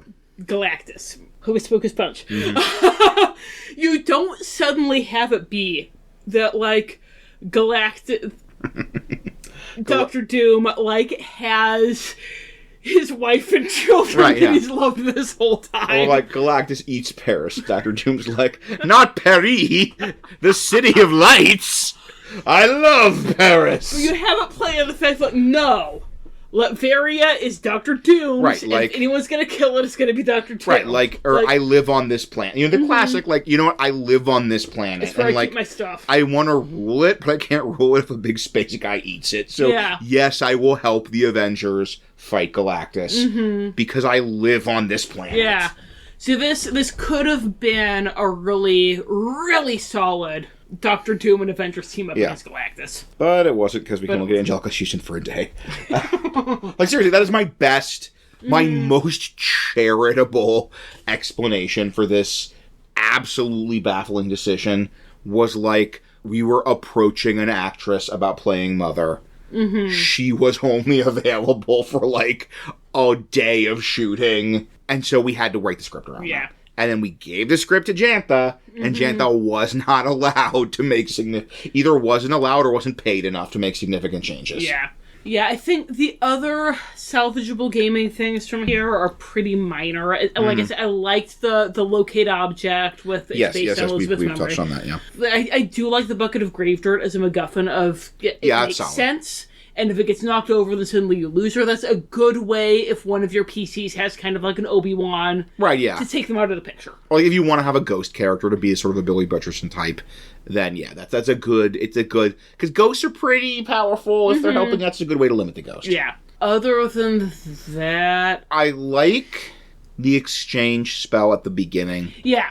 As a very plausible way to nerf the original 3. Mm-hmm. Because it's always your sort of classic, why aren't the adults handling this? Yeah. And that's a very good way to give you a completely logical reason the adults aren't handling this. And once again, I'm just sort of imagining, I'm with a group of people, we all love Hocus Pocus, we're gonna play Hocus Pocus 2. Like, for our game, we'll be doing a sequel. And even in more traditional, like, D&D terms, and even Ravenloft terms, this might be a, like, we want to sort of do a next generation of a famous thing. Right. We want to take, like, a famous story, famous adventure, maybe even we played through Curse of Strahd, and we're like, you know what, we want to have, like, a next generation. We want to play our old PC's kids, which sounds like super fun. Yeah, yeah. And, no, somehow Strahd has returned. And we have to fight him again. And having this sort of exchange spell is an excellent way to accomplish two things. A, you can bring Strahd and some of his mini bosses back, and B, you get the old PCs off the board. So, like, that could be the setup for a kind of Curse of Strahd sequel of, like, you make the kids of your PCs, and then, like, some Strahd cultists do the exchange spell. Yeah, and it swaps Strahd and some of, like Strahd and his brides, for your old PCs. Yeah. And then they get to come back and be like, wow, we're sure proud of you, kids. You did your old man proud, Elizabeth. Yeah. And that's fun. It's fun, and it's logical, and it makes sense, and even it does make the kind of occult, arcane sense of, like, oh yeah, you have to swap out. Like, Strahd's in the underworld, he something has to take his place. Yeah. God, Is there anything else good here? I am trying. I am frickin' trying. I think this is running long. I think it's okay if we don't try to find anything else. Nothing dear, good. dear listeners, if there was anything in here that jumped out at you as being something, Please, like, subscribe, leave a comment. Although I do, Poppy and Isabella and Katie, the less said of Travis, the better. Mm-hmm. But Poppy and Isabella and Katie are all good PCs. Once again, I would play the hell out of Katie, Mm-hmm. but I think all the girls are solid PCs. Mm-hmm. I don't think there are any particular lessons from them. I just do want to hang a hat on that. Moving on to the second segment of this. What are our most egregious problems with this hot mess of a book? And what lessons can we take away from them as GMs, players, storytellers, etc.? Because as we were saying, sometimes the bad can be instructive. Mm-hmm. So let's say, once again, you're trying to run a sequel, not necessarily Hocus Pocus, to some adventure or some beloved piece of media. Mm-hmm. And number one, don't just repeat bits. Yeah. I think... Bits. Ugh. As Sarah Sanderson in this book would say. And I think... because I was thinking about this, and if you're GMing this sequel, a huge thing here is going to be to take the lead from your players. Because if your players are doing this thing where, like, one of them opens the book and another one's like, don't open that! And they say it in exactly the same tone that Binks does, and, like, they slam it shut. Then they're going to be having fun with the callbacks. If your players are doing a ton of callbacks, you can bring a few in. And you can't bring a lot in. You can't bring this level of callbacks in. But, no, don't do it.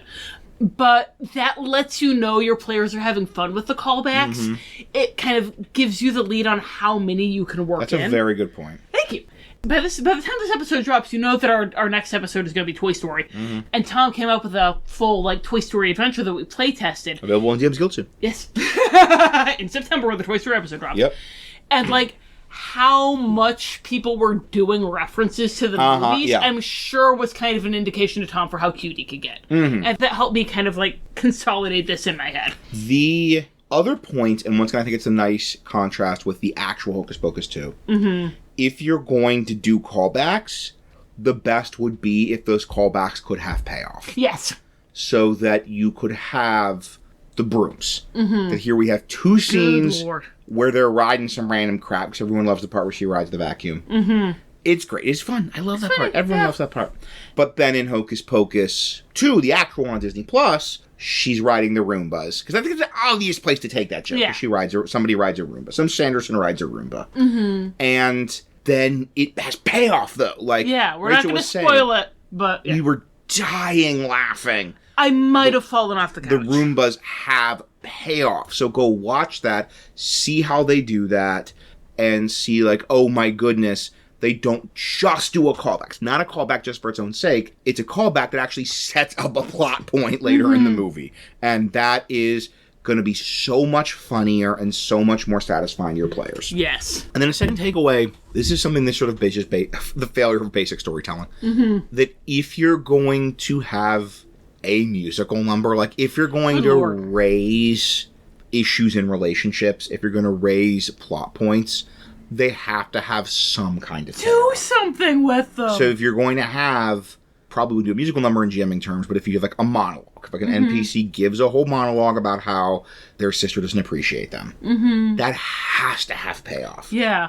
And I promise PCs, unlike these chuckleheads, are going to be like, oh, that is in the frickin' bank. We are putting a pin in that. That we are going to exploit that. And, like, it's actually kind of almost helping me to think of this as being an RPG. Because all the conflict between Winifred and the sisters happens where the PCs can't see it. So it might even be a thing where, like, the GM has this whole web of relationships in their head. Yes. But the PCs have no idea that it's there. And if the PCs knew, they'd be able to exploit it. But they don't. I mean, they know about the whole thing with Mother. That's inexcusable. But with Winifred and Sarah and Mary, a lot of that happens, and maybe all of it happens, so the PCs can't see. So if you have these fault lines that PCs can exploit, you gotta make it really obvious. And, like, if you wonder, am I being too obvious here? You're not, I promise. Like, the sessions are however far apart they are. No, yeah. You know, you have your session, and then if you're lucky, you have it a week later. By then, they've forgotten a lot. If you keep reiterating things, that's totally fine. They need that. So you have to have these fault lines that can exploit where they can see it. Yeah. That's very true. So once again, it's like they can't have payoff in a proactive way with the main characters because none of this happens when the main characters see it. And, you know, in Hocus Pocus 1, you have the Danny baits Winifred by saying, you know, you sold your soul, the ugliest thing in the world, you know it, because there's been some talk in her presence about how they're going to be young and beautiful. Yeah. They're going to drain the children's lives to be young and beautiful. So that is your kind of classic, I'm figuring out the villain's vein so I can bait them to get them to focus on me so they make stupid decisions. That has to happen. That's a very good lesson. You have to do this stuff where the PCs can see it, figure out a way to do it, even if it's heavy-handed and obvious, because then they can exploit it and they can feel very satisfied. Like, PCs love when they, like, notice, oh, wow, the villain's really vain, so I'm gonna tease them about being ugly, and then they're gonna attack me instead of the squishy wizard. And that PCs love that. Yes. But you have to have the villain do a thing about being vain in their presence. Yes. Yeah. I'm trying to think of anything. Yeah, right. What else is egregious other than everything? This is bad and don't do it. Travis is the worst. Don't do a Travis. This is a good one. Don't be Travis. Don't be Travis. Like, don't have... It'd be bad enough if we're a PC. That's going to be a very unpleasant experience. But I think especially if you're like, I'm going to have this NPC that's sort of the snarky sidekick. Don't do that. Don't do that. Don't do. Like, there's actually a good contrast, Travis versus Danny. And, like, Danny works because, A, she is a literal child. Yeah. And, B, she is Max's sister. So the fact that she's being kind of obnoxious and snarky to him just fits. And we get that kind of, there's the affection under it. Yeah. That this is not just an unpleasant person being unpleasant. As opposed to Travis, where it's just, this is just a guy's just like a jerk. He's the worst. And he is just this sort of a guy following her around and making snarky comments. So don't having no sense of boundaries. Don't be or have Travis in your game. Whatever you do. I think that's a good. I think Travis is the worst. Is a good kind of endpoint. Yeah. So then our last thing in our help section is what are some overall takeaways? Travis is the worst. Travis is the worst. Sequels are hard. Sequels are tricky. Satisfying sequels are tricky. I'm really glad we have Hocus Pocus 2, the actual one, to be a sort of, I'm not saying it's perfect, but a better executed sequel. And once again, I could see if you wanted to run a kind of sequel adventure, whether it was for an adventure your PCs had been on, or whether it was for a piece of media that you want. So let's say you're like, I want to take Adventures in Middle-earth and I want to run like a sequel Lord of the Rings game. I want to have like this next generation of hobbits and humans and dwarves and whatever doing like another thing.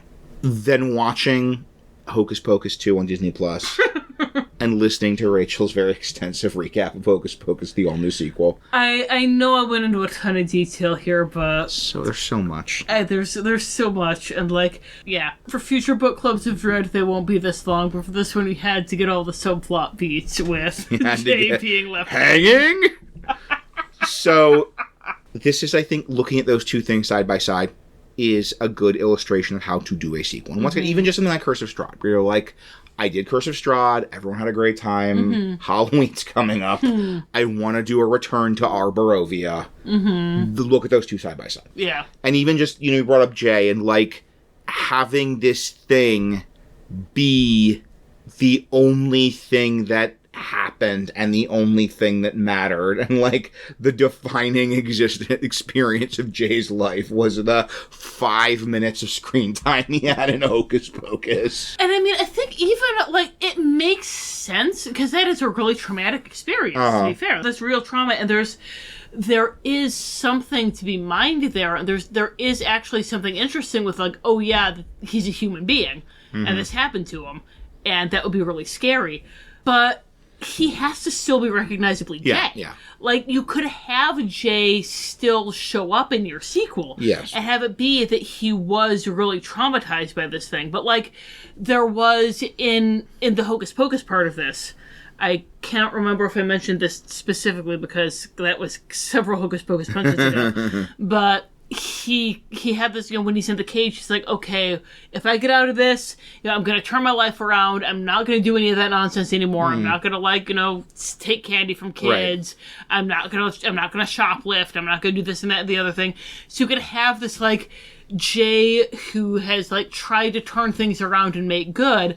And, yeah, maybe hates Max with the fire passion of 1,000 burning suns. Because Max even is the one who brought the Sandersons back in the first place. Right.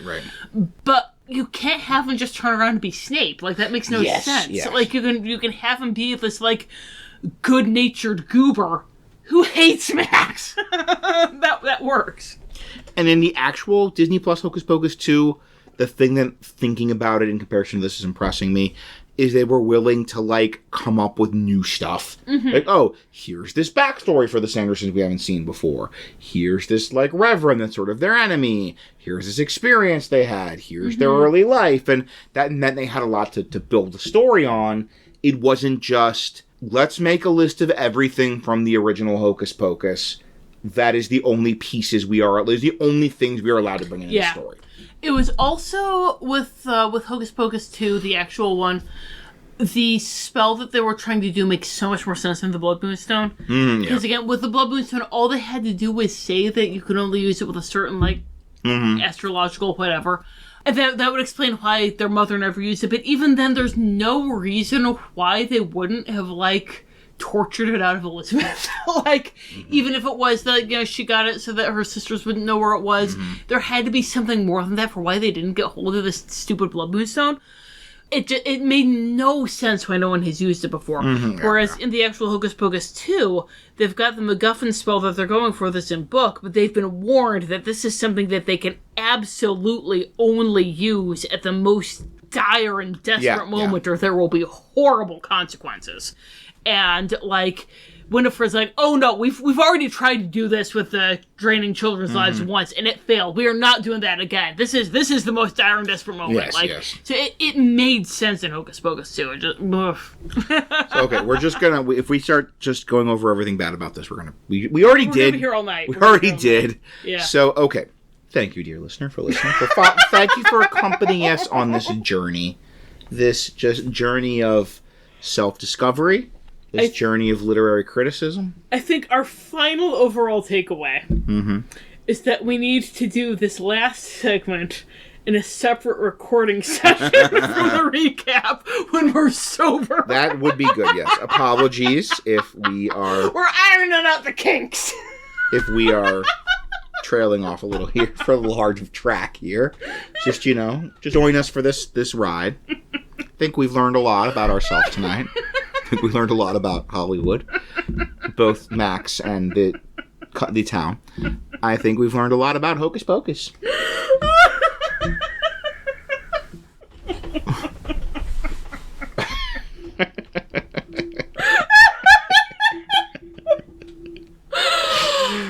Okay.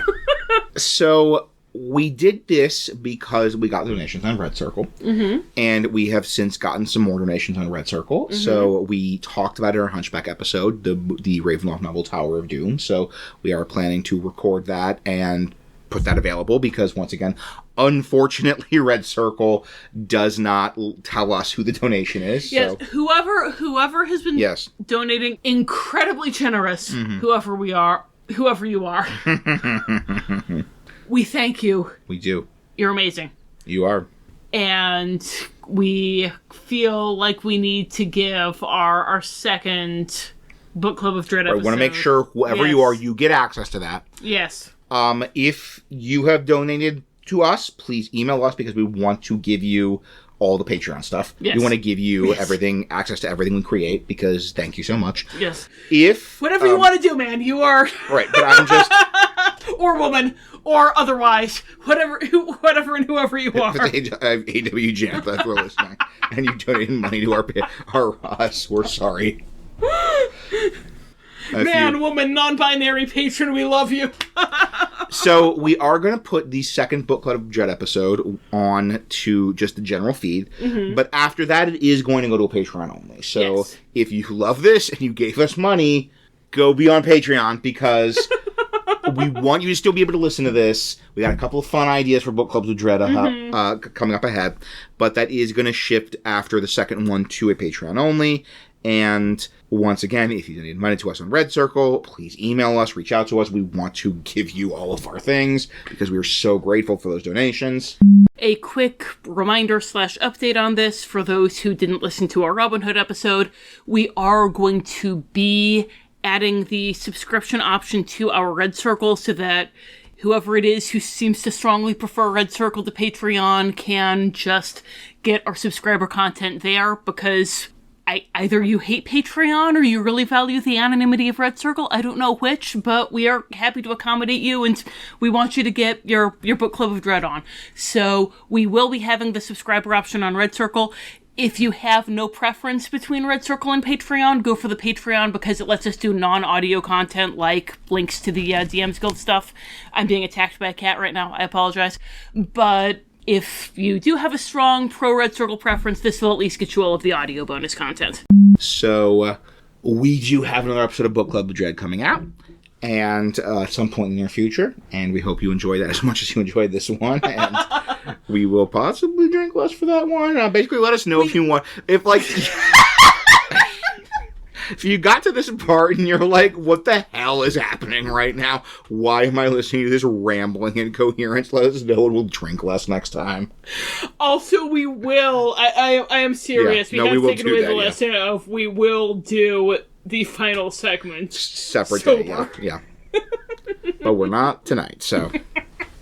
Also, regardless, the next Book Club of Dread is going to be shorter because it's not going to have subplots that are ridiculous references to Hocus Pocus.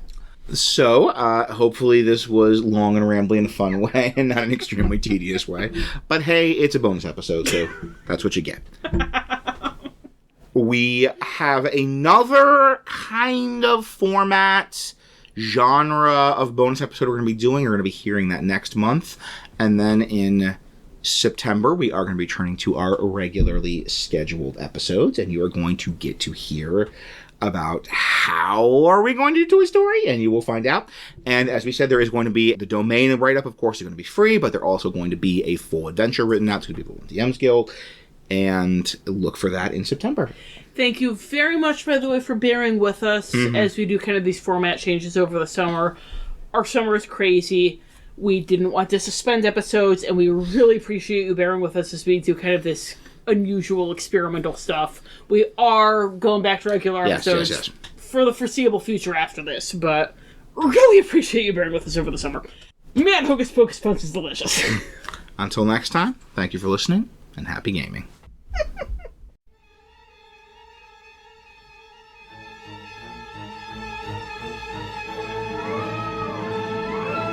This has been The Wonderful World of Darklords. We have no affiliation with Disney or Wizards of the Coast.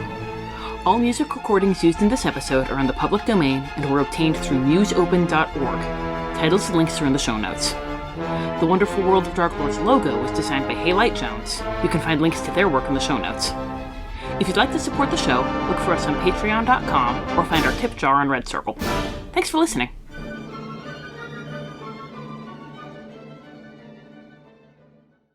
The only thing of consequence... The I think I'm keeping this in. One thing of consequence. If nothing else, it's an outtake. It's a stinger, yeah.